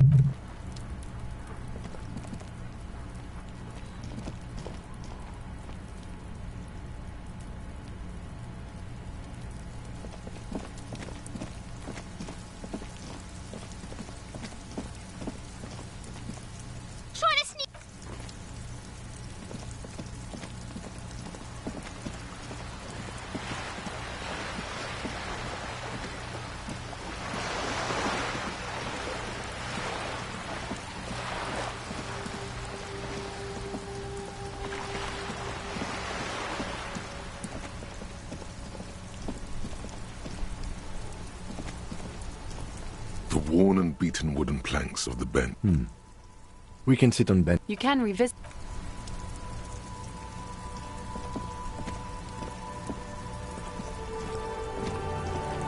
Oh, sorry, officer.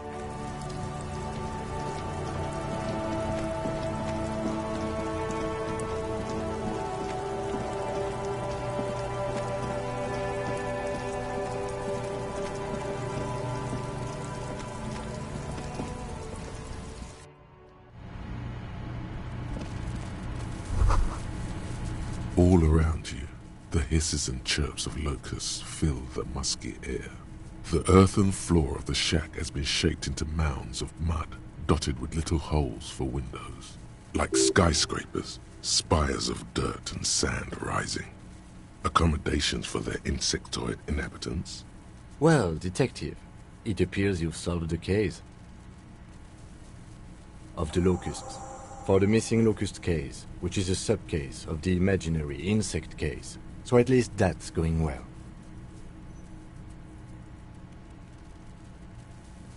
Oh, I'm not being sarcastic at all. When someone says they're not being sarcastic, it's usually a good sign that they're being very sarcastic.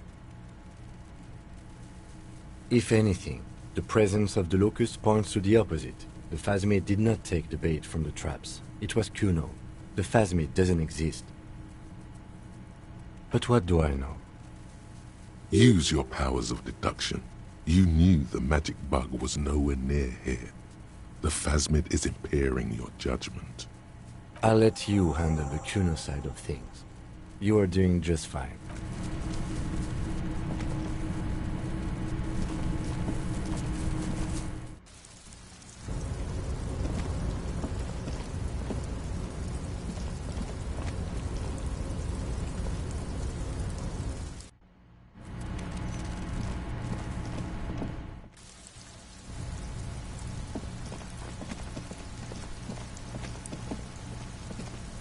What do you see?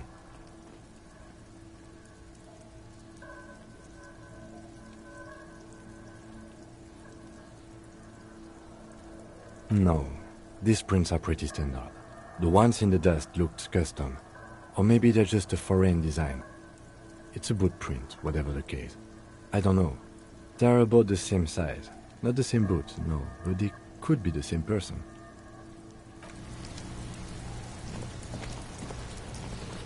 Fuck does Kuno care? Yeah. Kuno took the books, so what?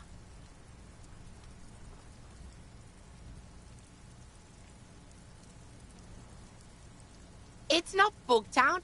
It's the city of locusts. Locusts aren't just bug shit. They come out of the sky like a fucking shadow. Shit descends. Stop! You stop. It's like they're fucking night. Locust City, Night City, City of Rage. There's a tug of war over the name of his fantastical city. It's almost too big for his imagination. The girl forces herself to watch again, the corners of her eyes twitching from discomfort. Kuno, the pig wants to help you. Oh, that's how lame it is. Please just don't say you're... An artist? Maybe I am an artist. You hear that, everyone? I'm a fucking artist now. Did he just say I? Kuno usually calls Kuno, Kuno.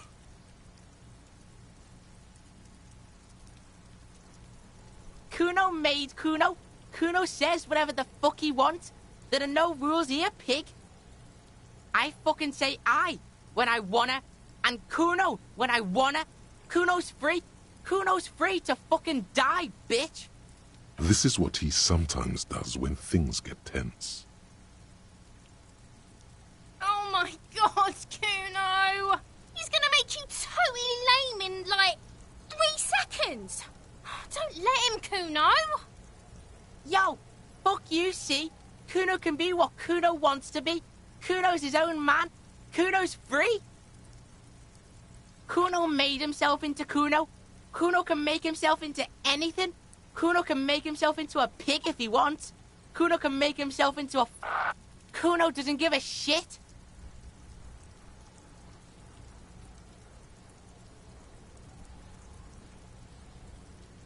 Don't make yourself into a pig, Kuno. You'll have to take me away. In it, you hear snow melting, dripping from the eaves. Someone closing a window.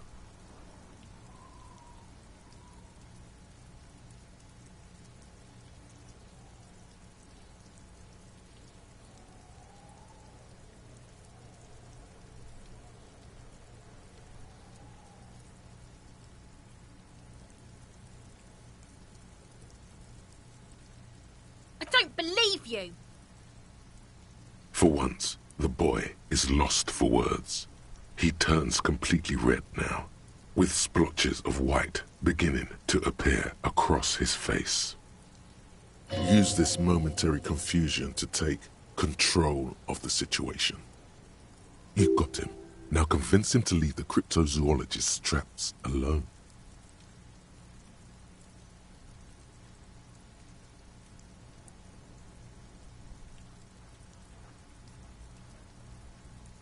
I don't give a shit.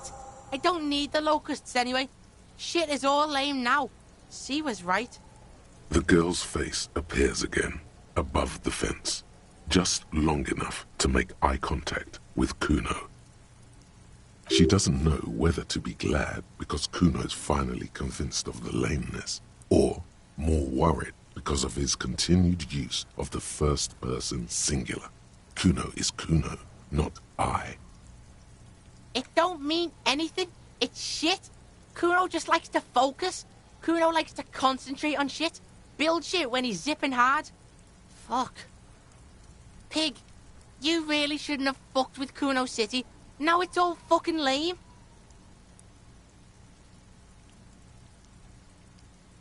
Kuno's gonna let the fucking locusts die. The fuck are they trying to catch anyway? With the traps?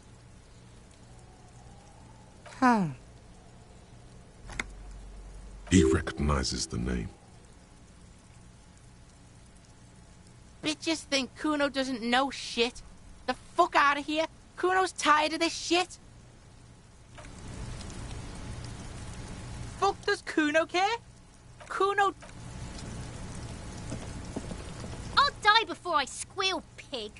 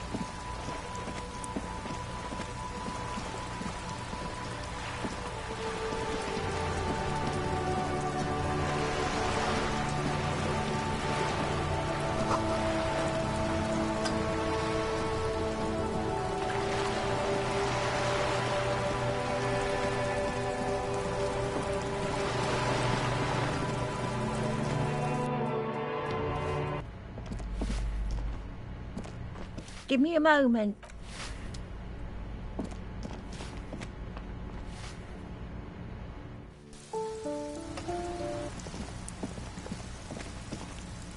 Hello again, officers.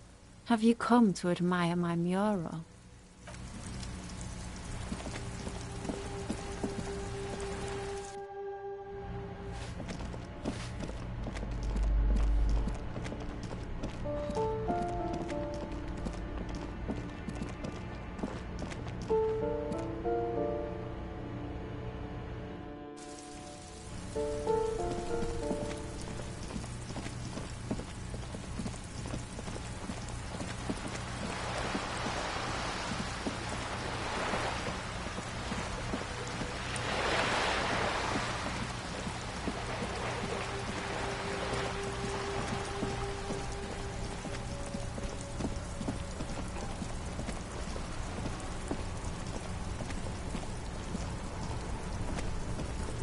Inside, you see a set of steering levers, a radio microphone.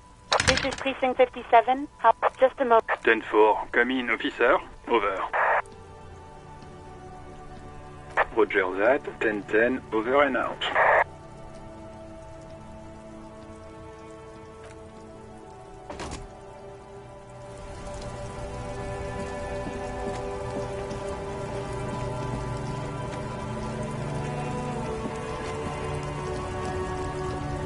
Looking for something?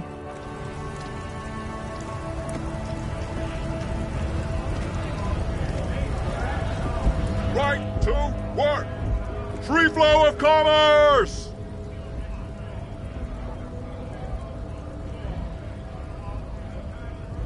Fucking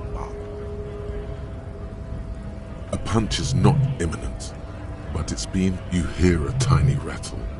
I'm going to interpret that as, how about you fuck off? Okay, of course.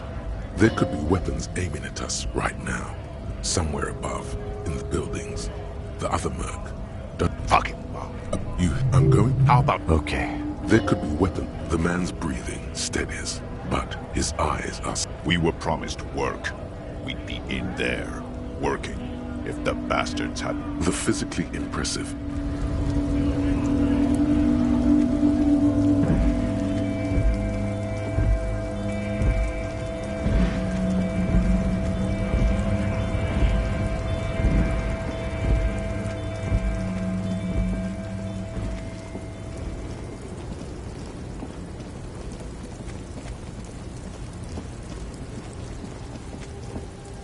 Lowman, you caught me at an opportune moment. Of course not.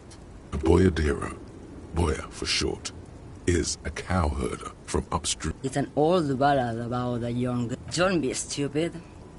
In the background, you can hear them. No. The boyadero strangles his beloved and throws... You have to understand.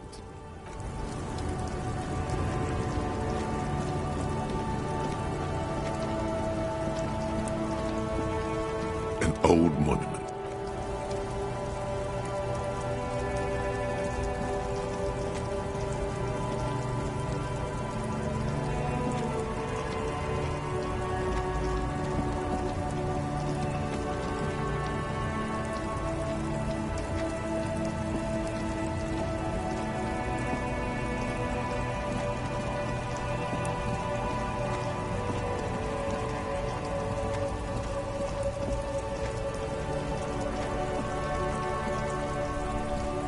Stuck in the rain in a traffic jam, man.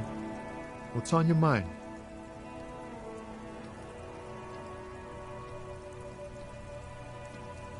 Nope, don't smoke. Some of the other drivers do, though. There's still a few around, waiting for the jam to... Hey, isn't he like smoking right now? The smell is in the air. Okay, but this is my last one, and it's a bad habit. You should quit before both of us have lung cancer.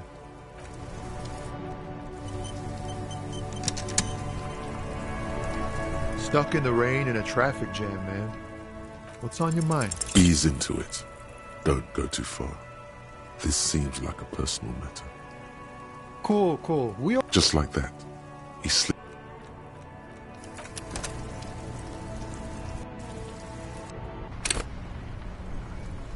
Stuck in the rain in a traffic jam, man. Ease into it.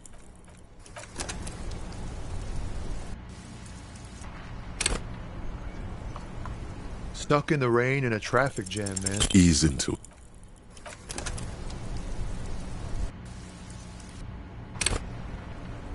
Stuck in the rain in a traffic jam, man.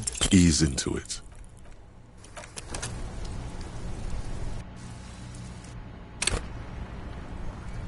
Stuck in the rain in a traffic jam. Ease into it.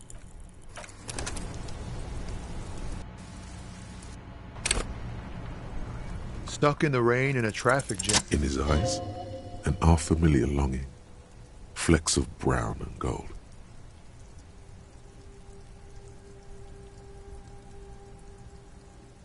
It's hard to say. His gaze wanders southwest, down the street that goes beyond the horizon.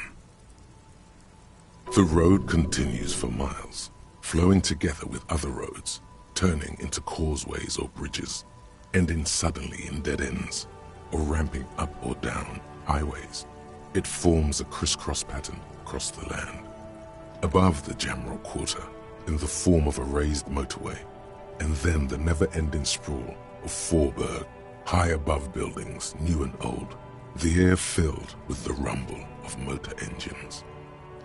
To the old south, to the farthest outskirts of Revachol, through the checkered fields of farmland, upstream to the river Esperance, past Montmartin, the border approaches. You cannot see. It's out of the city. Up ahead, the mist blocks all sight. A gale blows across your cheeks. It is cold. Before you stands a tall lorry driver with sad eyes. Excuse me? A flinch jolts his frame. The question has touched a nerve.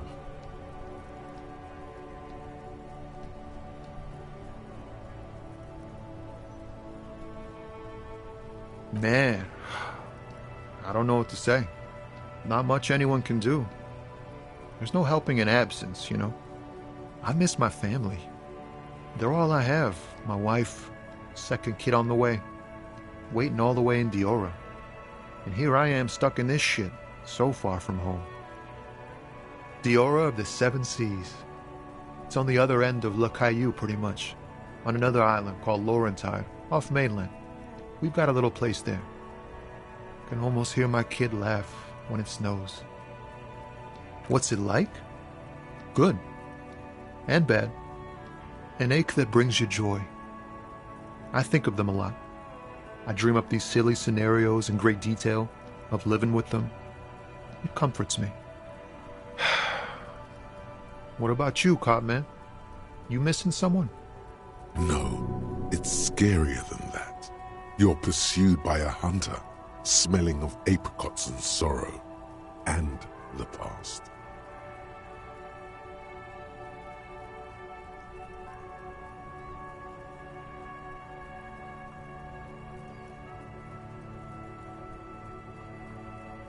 Hunted? By what?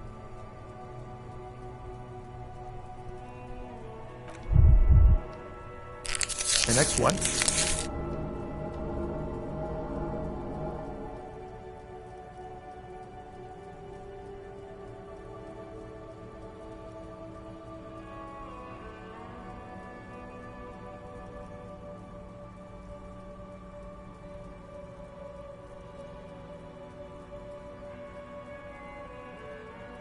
Planer hunter.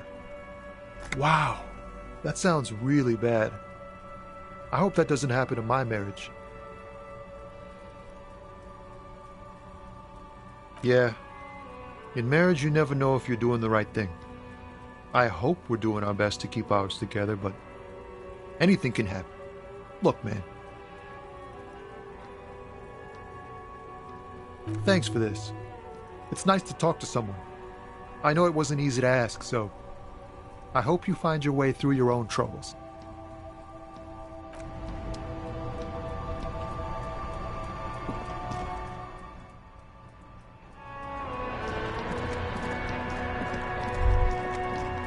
You think you have a pretty hot suspect right now, don't you? That ruby of yours? Notice how it came together without casting too much suspicion on Clasia. It was anything strike you a bit off about this mishmash?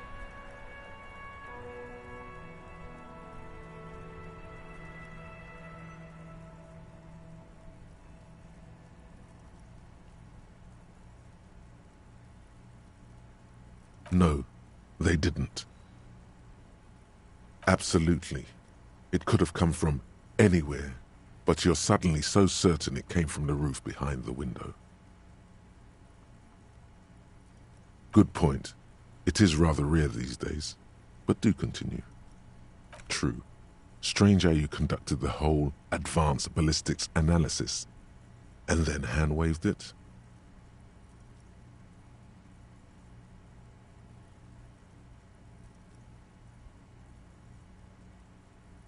Notice how this hasn't come up at all. Even Hardy and his boys didn't mention it. Neither did you.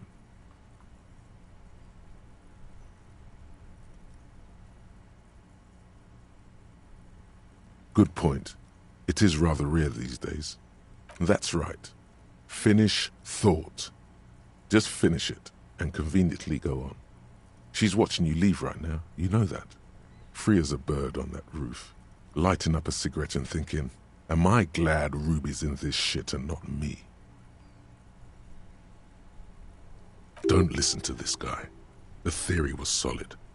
He's just jealous. Move on. It's no use harassing her further.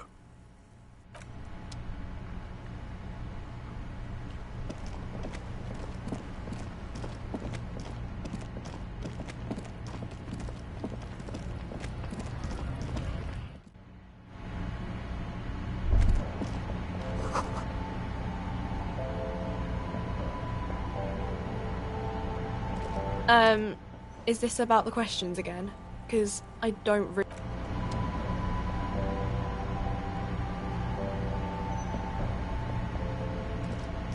To the left of the...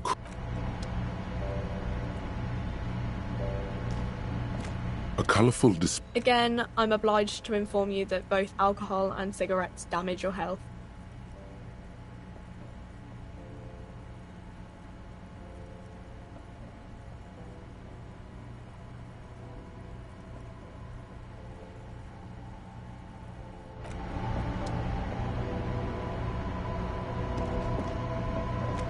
A small cabinet on the wall is filled... Yeah, there's like an ampule somewhere.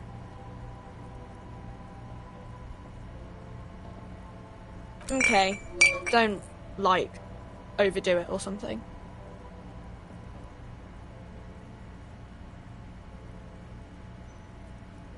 Okay, here.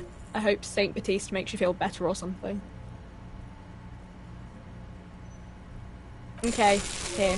I hope Saint Baptiste makes you feel better or something. Okay, here. I hope Saint Baptiste makes you feel better or something. Okay, here. I hope Saint Baptiste makes you feel better or something. Okay, here. I hope Saint Baptiste makes you feel better or something.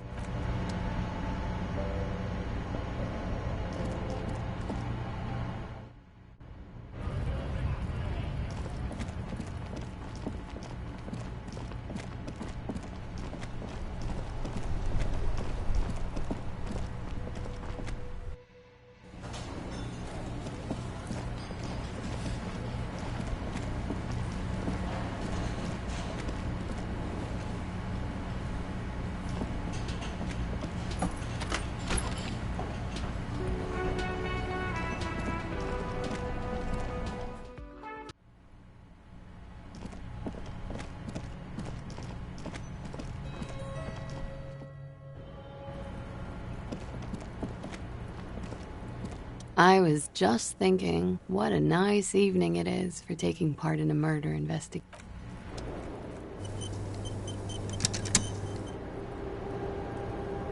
I was just thinking, what a nice evening it is for taking part in a murder investigation. Oh. Did you take the documents? He's trying to throw her off with the bluntness of the question. No, of course not. As I said, it would have been too risky for me to use those documents anyway. My employer gave them to me. She doesn't seem to be lying. She's genuinely spooked by their disappearance. Yes, I am. Regardless of who took the documents.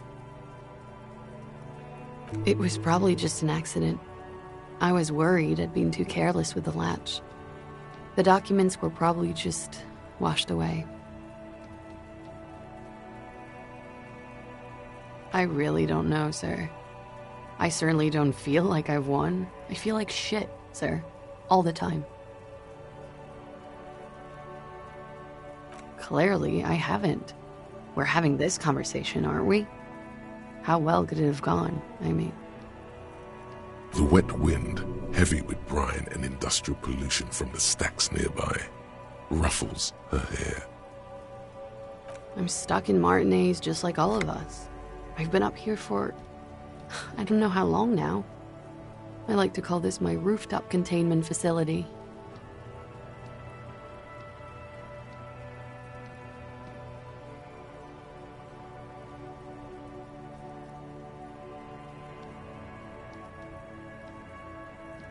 For my sins, of course. The long-standing sins of a bad, frivolous person. For destroying my first love. For working for bad people. The list goes on and on. I don't know what to say. None of this is fortuitous for me. The what? Oh, those ones. I don't know, sir. I said I have no idea what to make of them. Honestly, I think they're just trash. I mean, there's no reason for me to think they're somehow connected to her. Did I? Why do I still feel suspicion hanging over me then? What I managed was to get him killed. I understand that. The lieutenant looks away, over the railing.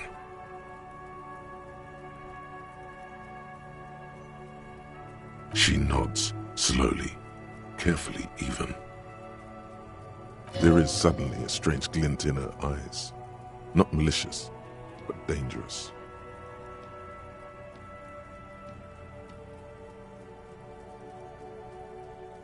Okay.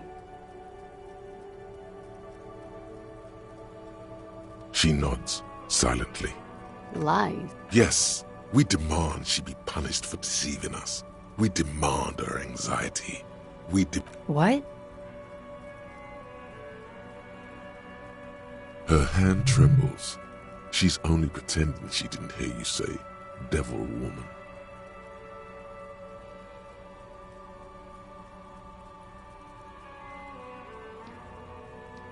There may be grounds here, at least for an extended detention.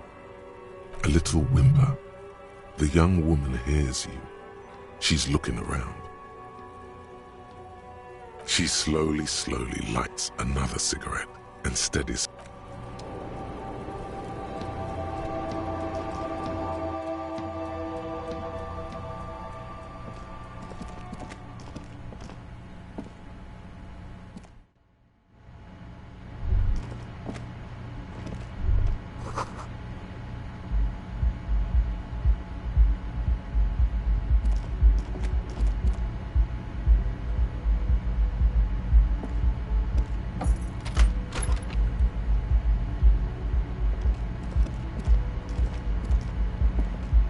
Yes?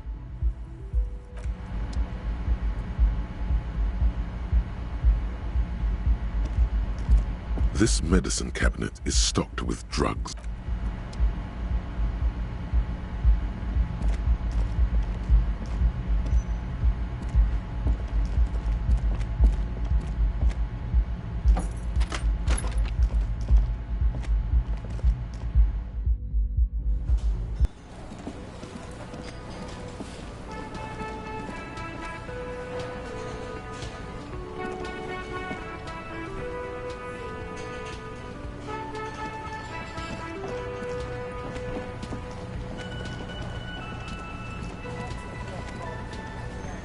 Oh, hello, sweetie. So...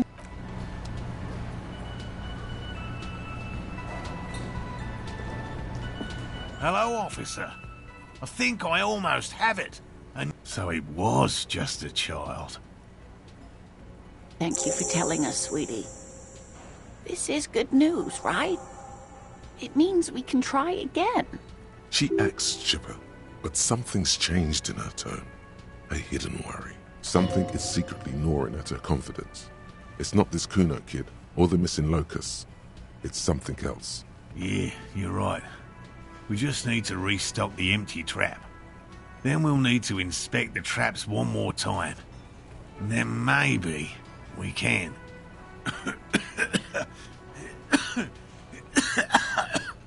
He has a 38-degree fever. His resilience has given way. Darling, I told you to take it easy. You're getting sick. Maybe it's time to go home. You're right, you're right. We can come back next season, when it's warmer.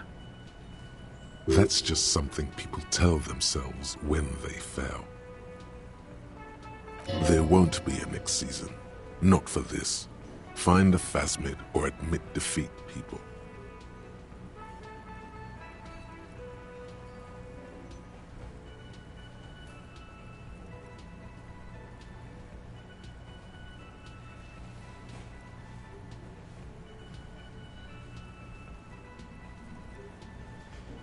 You can? Fine. It's better than having these people get pneumonia on the coast. But after this... He wants to see this tale through, as much as you. Otherwise, he'd have stopped this already. But he cannot let it drag out after this. Really? It's too much, officer. What Morel means is we're grateful for your help. Here's a fresh batch of locusts. They should slide right down the funnel. And thank you again. This would show them all. We need to get you on that list of disc...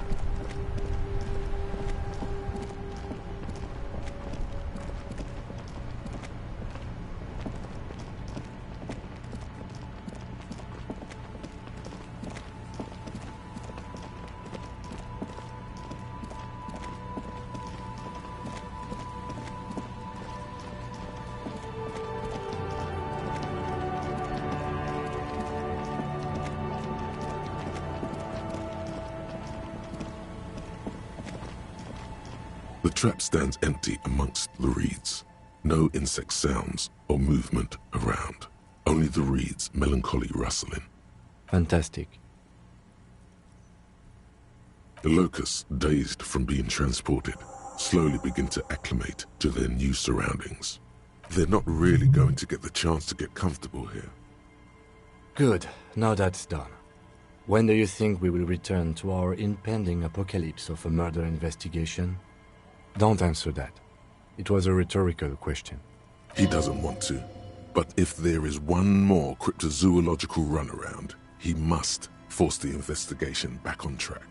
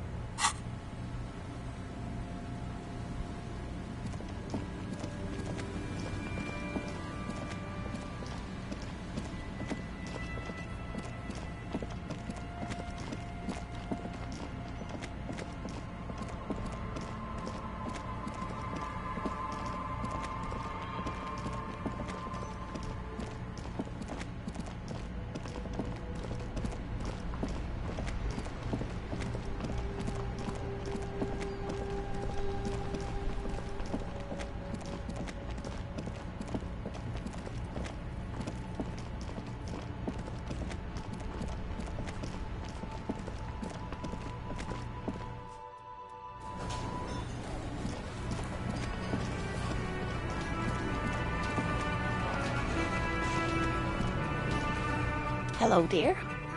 It's good to see a familiar face. Thank you for doing that, dear. Morel still isn't feeling well. I convinced him to stay at Gary's to get some rest. I'm afraid the cold has really gotten to him.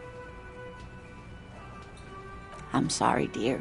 You've had to drudge through them so many times. Her voice is shaky. What is going? Morel will eventually, or we'll talk Gary into going back out, perhaps.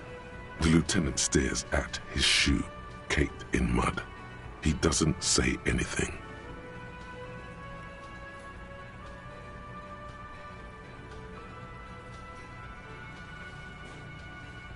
No, you don't have to do that. Enough of this fool's errand. Morel will do it. Be real. Gary is not going to help with this. That really is too much, sweetie. Thank you for your Very strange. Why is she not letting you do this? It's like she's given up. Different? How? Answering a question with a question, for example. Defensive isn't her usual style. I'm not. It's a strange feeling. And when a police officer asks, you must answer. Do you ever wonder if some lovely story from your childhood is just that? A story? Or a dream? Hunching her shoulders now. She seems even smaller than she is. Seeing the Insulindian phasmid was just a story I used to tell people. I didn't really think about whether it was real or not. Morel's so proud of it. He always tells everyone.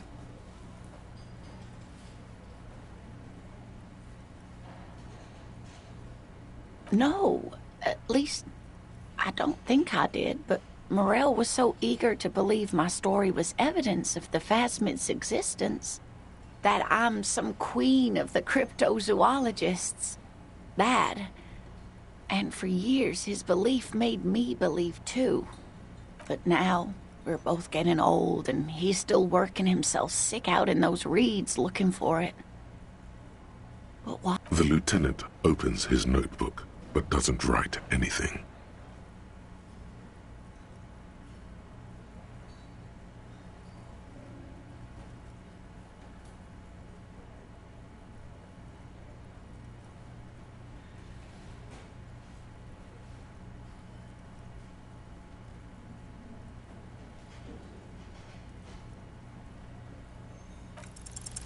An acorn is not the same as the tree. That requires time, diligence, and care. But it is. We've spent years searching for the phasmid, hunting it together. Without it, what are we? If I hadn't led him down this path, he could have a steady job lecturing at a university. You know, this reminds you of the Pericanassian theory of love. In essence, love is a relay out of death. Generation by generation, our love remains in our progeny. Lay some of that on her. Oh, sweetie, I don't think the Pericarnassians were thinking of people in my situation. I was a paraplegic before we met. He didn't know before I arrived. On our first date. If I weren't the queen of the cryptozoologists... She has to swallow to relax her throat. It's keeping her from talking.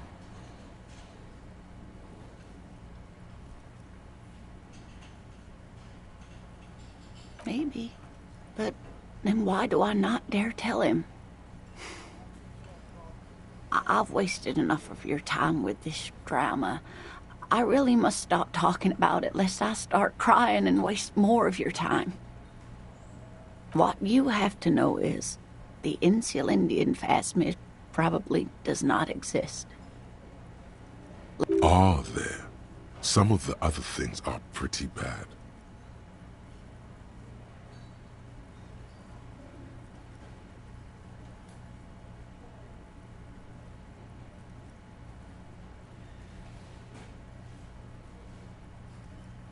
I'm not sure of anything. Sometimes I still see it, you know. The real memory. Not the memory of the memory, but it's so hard to tell the two apart. Either way, I should go. Poor Morel is running a fever, and I need to get him home to Jamrock before we overstay our welcome with Gary.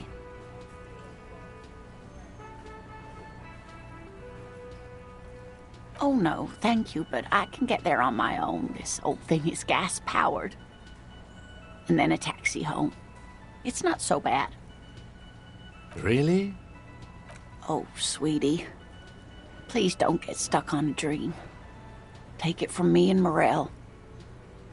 Okay, it's 1113 Tabernacle Road. Jamrock, but...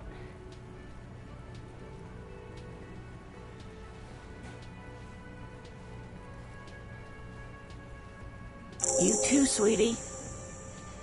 Thank you for everything, truly. Even though it turned out to be a waste of time, a lie, a fool's hope. Say like that, she drives off. The gas engine putters quietly as she gets to the doors, then pushes them open. Outside, the cold coastal wind blows. We should go to... Somewhere out there, a kilometer to the southeast, a gust of wind shakes the felled building, rattling dusty windows, beckoning with strange coldness.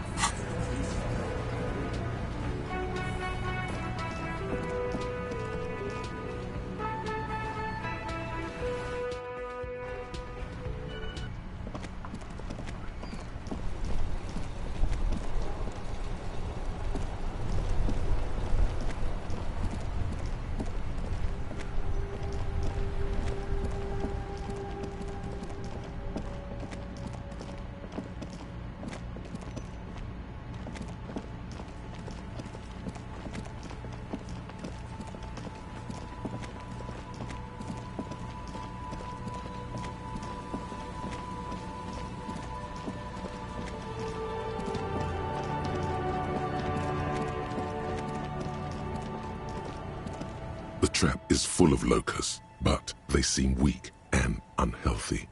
A few lie on their backs with their legs.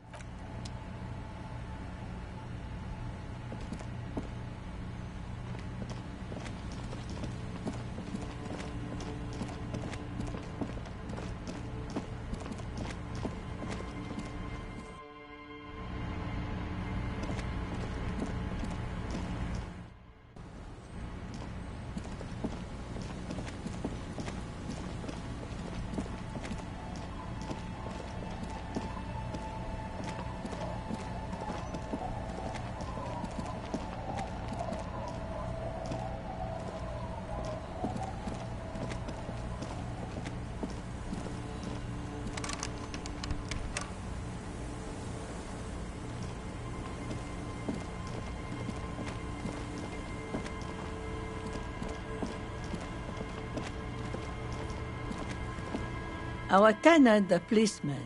I hope the waves don't... What more do you want to know about that poor girl? Yes, let's hear those other...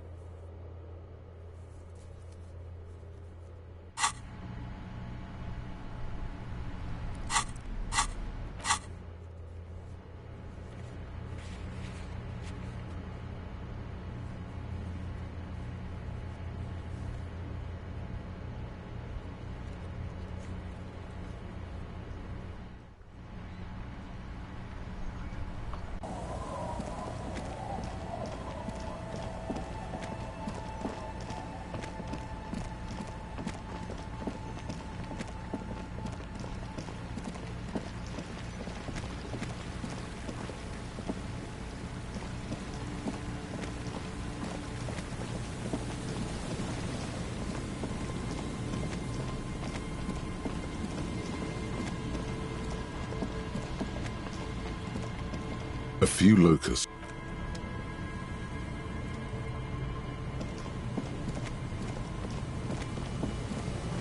The dome-shaped plastic boy bobs up and down in the water amidst the trembling reeds. The ajar latch.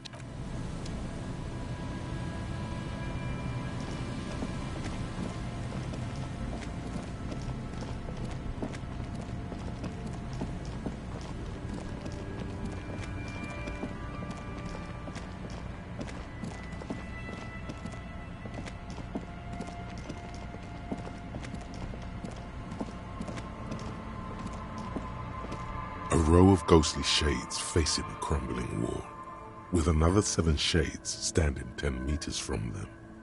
A cold behind this building.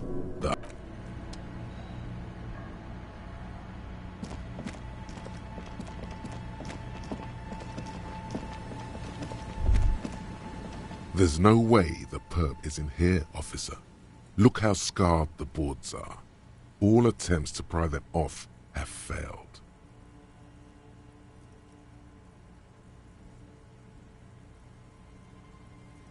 Not this time. The opposition is insurmountable, but I like the spirit. Have some points. It's lonely and cold without points. The suspect? God, I hope not. I can't see a way in, though many have tried.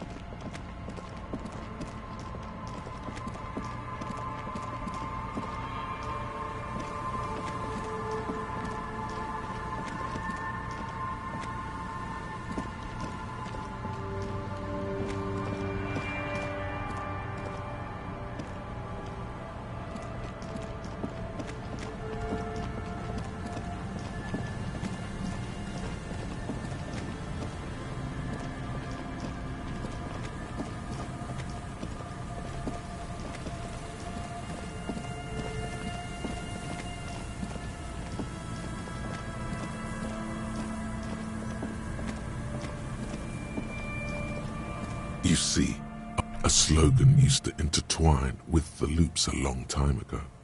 Now, above the mural, a collapsed roof, broken windows set in walls that are cracking and will soon also fall, and the coastal breeze rustling. Feld Electrical. Feld Electrical, you only know them as a small company. There's something in the wind. Sometimes the only way to go forward is to fail first. Indeed, somehow you knew it was here, an urban ruin gutted by looters that once used to consume money and dispense warmth and light.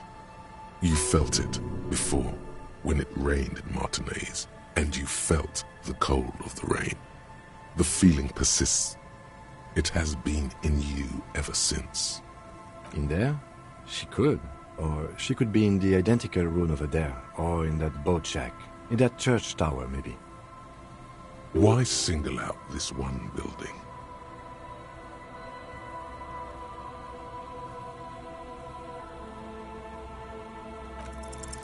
Even though you're sure you succeeded, all is quiet. There is no cold hand brushing against your forehead, no rustle in the reeds. The wind has died down. The ruin in front of you is silent as a tomb. Trying to talk to the wind, the city, whatever you thought would happen, did not. And now you're just standing there in the dusk hour with your hands fallen to your side. Is trying to talk to the city something you've done before? Is it in your secret repertoire? A trick for when you're out of ideas? How do we? I was really hoping she'd be in the village. Okay. She's probably north of the village, and this place is a peninsula. We already scanned most of the outdoor areas on our wild cryptid hunt, so we have an understanding of the geography, at least. And then there's the church. We've already searched that and can rule it out. I know it doesn't feel like progress, but exclusion is a step too. Anyway, we do it the old-fashioned way, sector by sector. Go over the whole peninsula, ask the locals, enter the places where we can enter first, like we did in the village. Then, if we're desperate, we can look where we can't enter. Bunkers, storm drainage, displays. I'm sure it won't come to that. Walk the coast, the old boardwalk, the reeds. You can always come back here and talk to the wind again. Look where it already got you. An adventure awaits. An adventure on the windswept urban coast.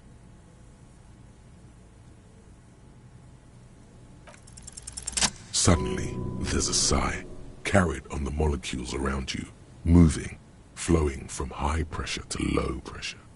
Like in through the collapsed roof, flowing down. She's down there.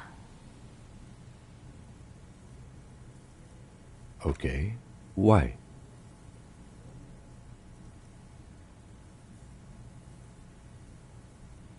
So, how do we get in there? The doors were on the collapsed side of this building. They're gone, basically. Finally, my time to shine. Perhaps you can climb them. We are not climbing anything. I'm 43 years old, and I plan to live to see 70. There has to be a way to use brute force. Climbing sounds unsafe. Brute force is safe. Look around and find something to break if the ladder fails.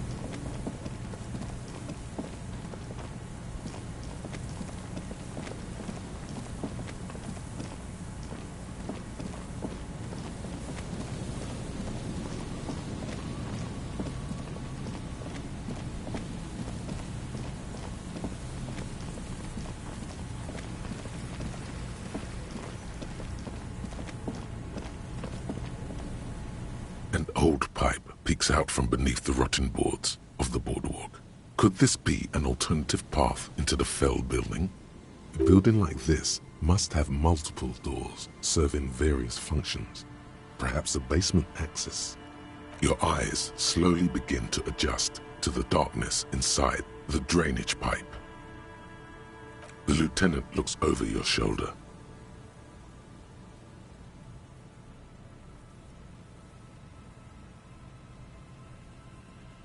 At first, you can't make anything out in the darkness at all.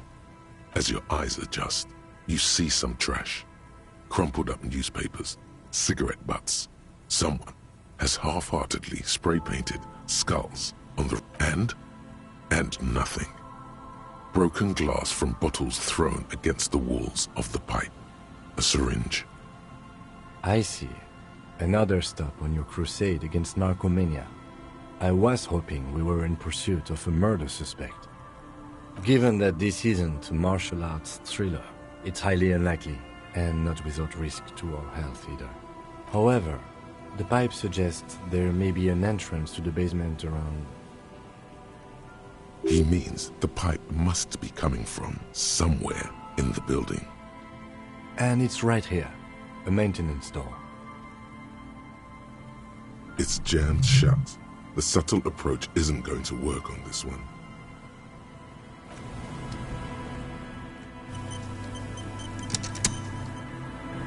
Behind the pipe, the maintenance. You and the lieutenant lean all your weight into pushing the doors apart, but you're not... Let's take a breather and try this again later.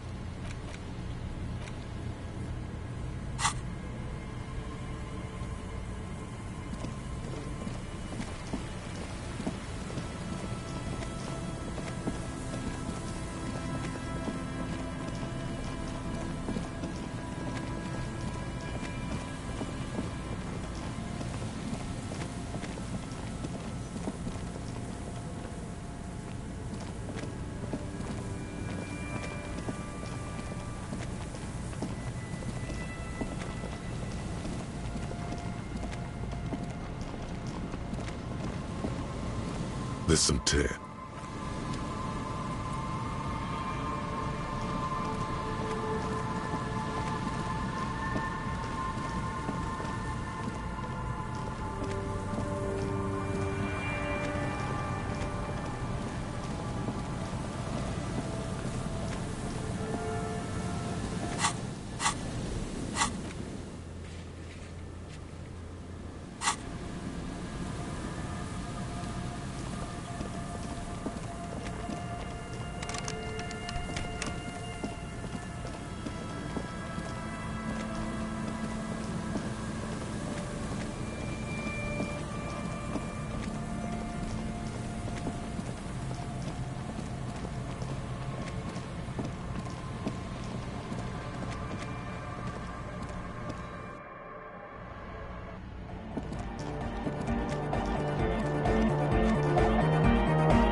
Welcome back.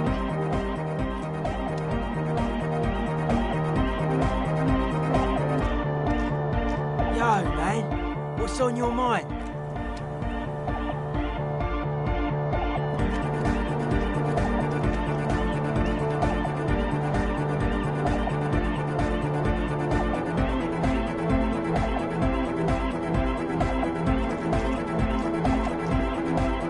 Good morning, comrade!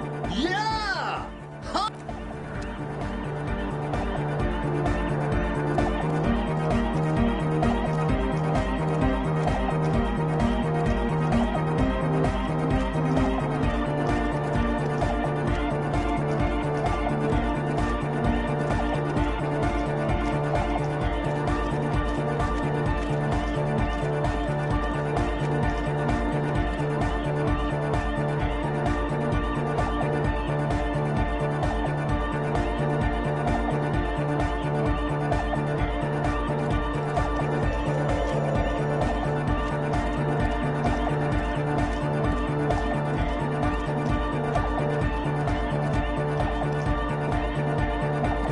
Yes?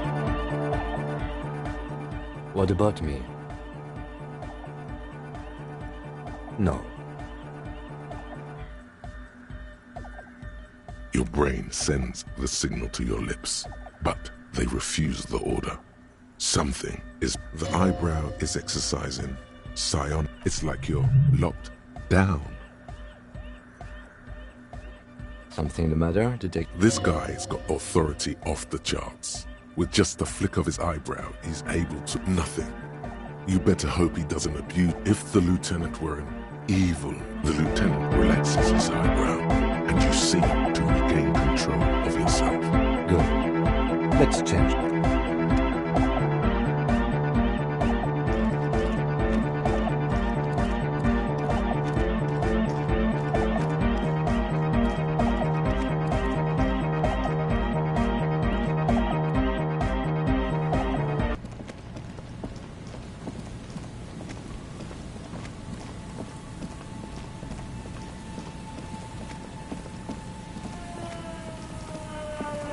Put your hands where I can see them.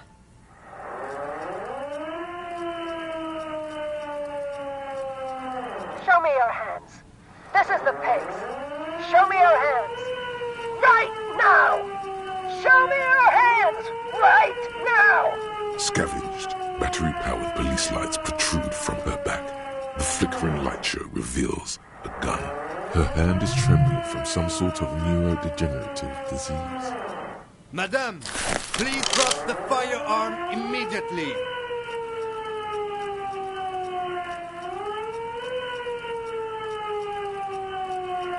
This is bad. Getting your weapon back is the priority. We can't have an unhinged civilian running around with a gun. Comply, or I will light you the fuck up! The man appears to be pulling out an object from his pocket. Fear under threat! Fear under threat! Superseding event. Split-second decision. Get on the ground! Get on the goddamn ground! Get on the ground! I want you on the pavement right now! This is the pigs! Subject yourself to a full-body cavity search. Prohibited materials concealed in nostrils, ears, mouth, navel. Be careful, Detective. Don't do anything that might set her off.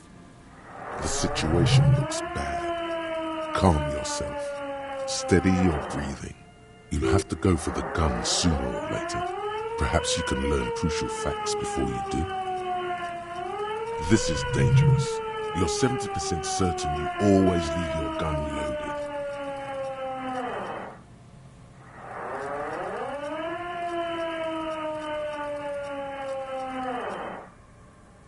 It's a goddamn police shitbag!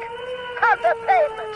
You're under arrest! As she waves her hands, you notice familiar-looking ampoules and packets sticking out of the mountain of police gear on her back. Medicine? Officer in need of assistance! Suspect alert! Get on the ground!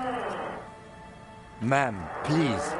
We want to help you, but you need to lower that weapon. Disturbance reported. Authorize heavy force. Sector, take the shot! Big red key! Big red key! Big red key? That's code for the battering ram. Cop talk. You know this.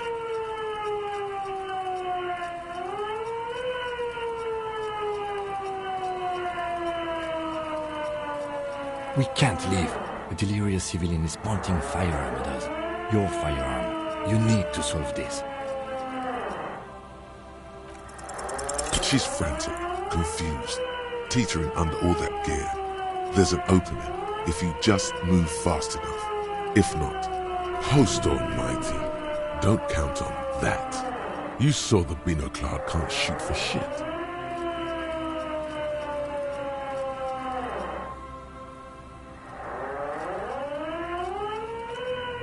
Confined quarters, assailant coming at me! Oh my god. In your peripheral vision, the lieutenant releases the half-squeezed trigger. God, I almost blew her head off. What is this? This isn't police issue. Police weapons have bullets. This isn't real. Police guns always have bullets. What is this? Why did you sell me this? Grab the gun, right now. This might be your only chance. No one ever cares anymore. Why would they treat me like this? This limbed and headed machine of pain and undignified suffering is grinding to a halt.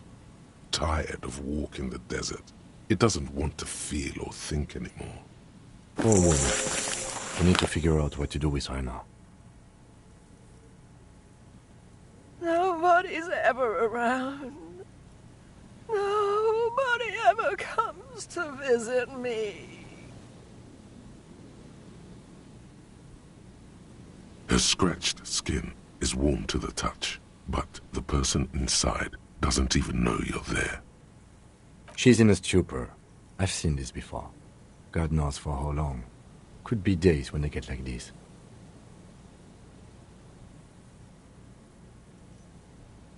Honestly, I don't know.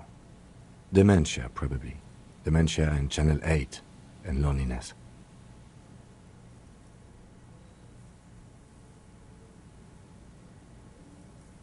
Could be. Her hands were trembling, and she did seem uncoordinated. But what are we gonna do with her? I don't think there's any need for that. In her current state, and without the gun, she isn't really a threat to anyone. We could let Titus know. This is a perfect problem for the local peacekeepers to handle. They might even know her family.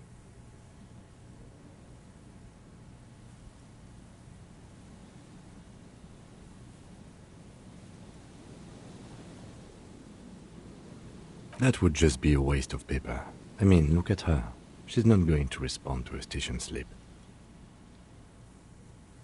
Then we can ask him once we get back to the whirling. But we have to hurry, because it's late and they might have already gone home. But I think we're done here for now. Please, leave the radio on. Reflex to what? Being left alone, she stands motionless, just a heap of clothes and fleshes now. Maybe if you search her once more.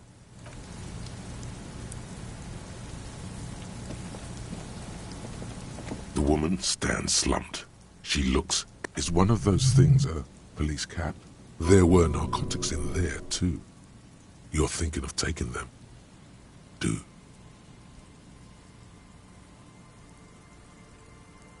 You take the vial of Pyrrolidon and the bottle of speed. As ever, she didn't consume them. She didn't look high. She confiscated them. You're taking those, are you? Listen to him, for once.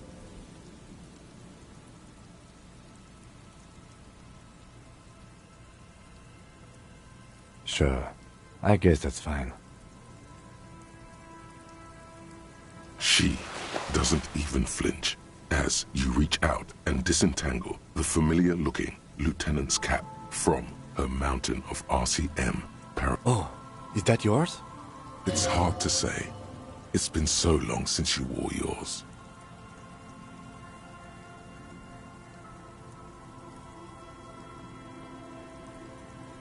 It's your hat.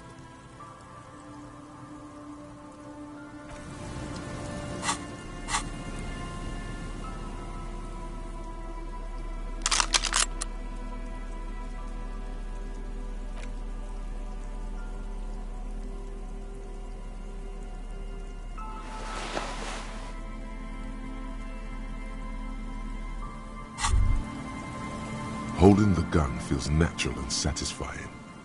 It's like an extension of your arm, the polished wooden handle almost fusing into your palm.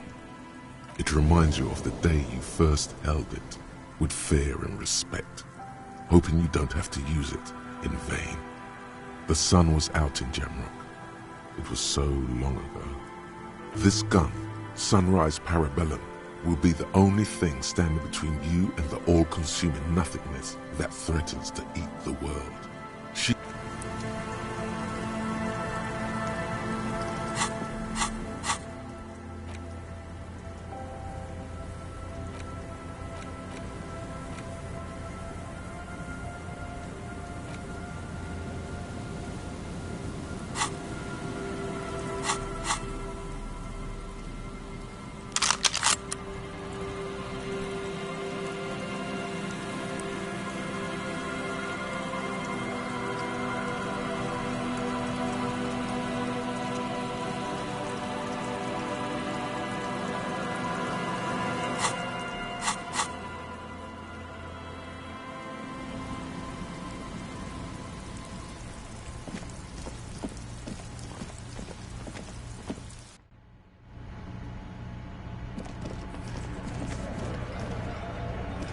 The Copper-nado is back.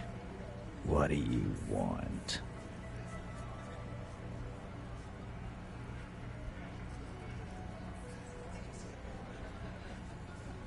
Yeah?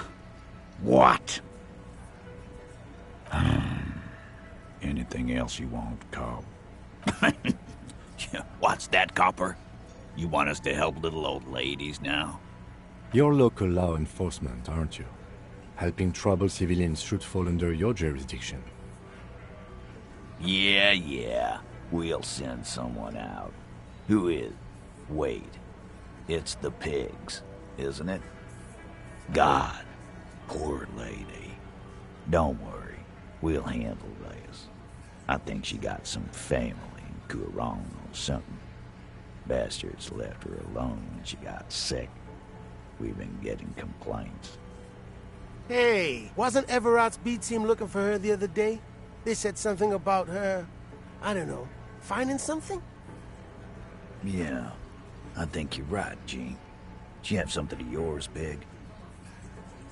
Whatever you do, do not admit to these punks you lost your gun.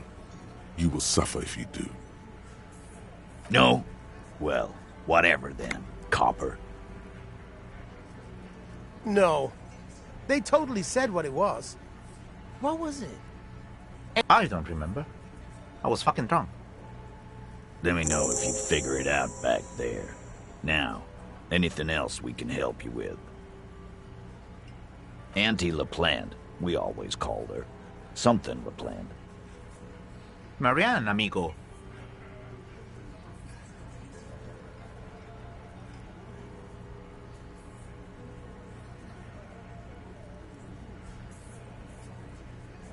Be anything else you wanted to know? Was, like before, just an old lady. Her kids moved away years ago.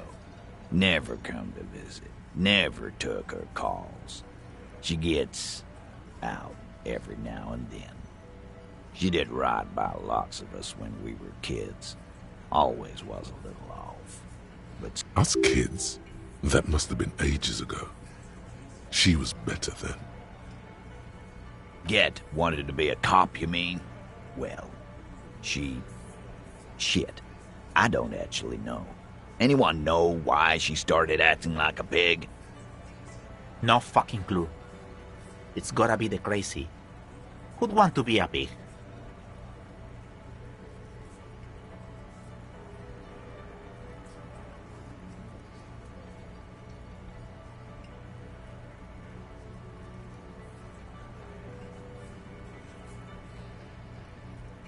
Respectable professions don't shoot kids, Cerdo. They don't beat confessions out of prisoners. Easy there, Al. Sit down. We got one of our own to take care of, so let's not get worked. Dunno. She lives by the water. Shit washes up all the time on the beach. Police paraphernalia doesn't just wash up on the coast, people. It's not like we dump it at night. She bought it, collected it. No problemo, cop man. We take care of our mentally ill here in Martinez.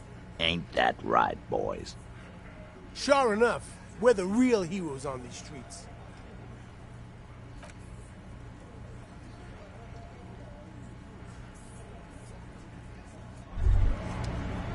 Wow, so someone's been a little boring. Yes, my standard liege. Someone's seen all sorts of wild ideas pop off and thought, I'll take the boring one. The regular, please. The brown. You? I wouldn't worry about that. See? You're so regular and vinyl brown, he doesn't even want to talk to you about it. Of course you do. And maybe some black shoes or a pristine white shirt to go with that. It's official. My lord's copo type is regular cop. I'll let everyone know. I'll send out a telefax. Yes, the type of cop you are, sire. Think of it as a caste, a class even, a nation of regular law officials that you belong to. It comes, of course, with the usual benefits. Done and done. No actual communiques will be sent, of course. That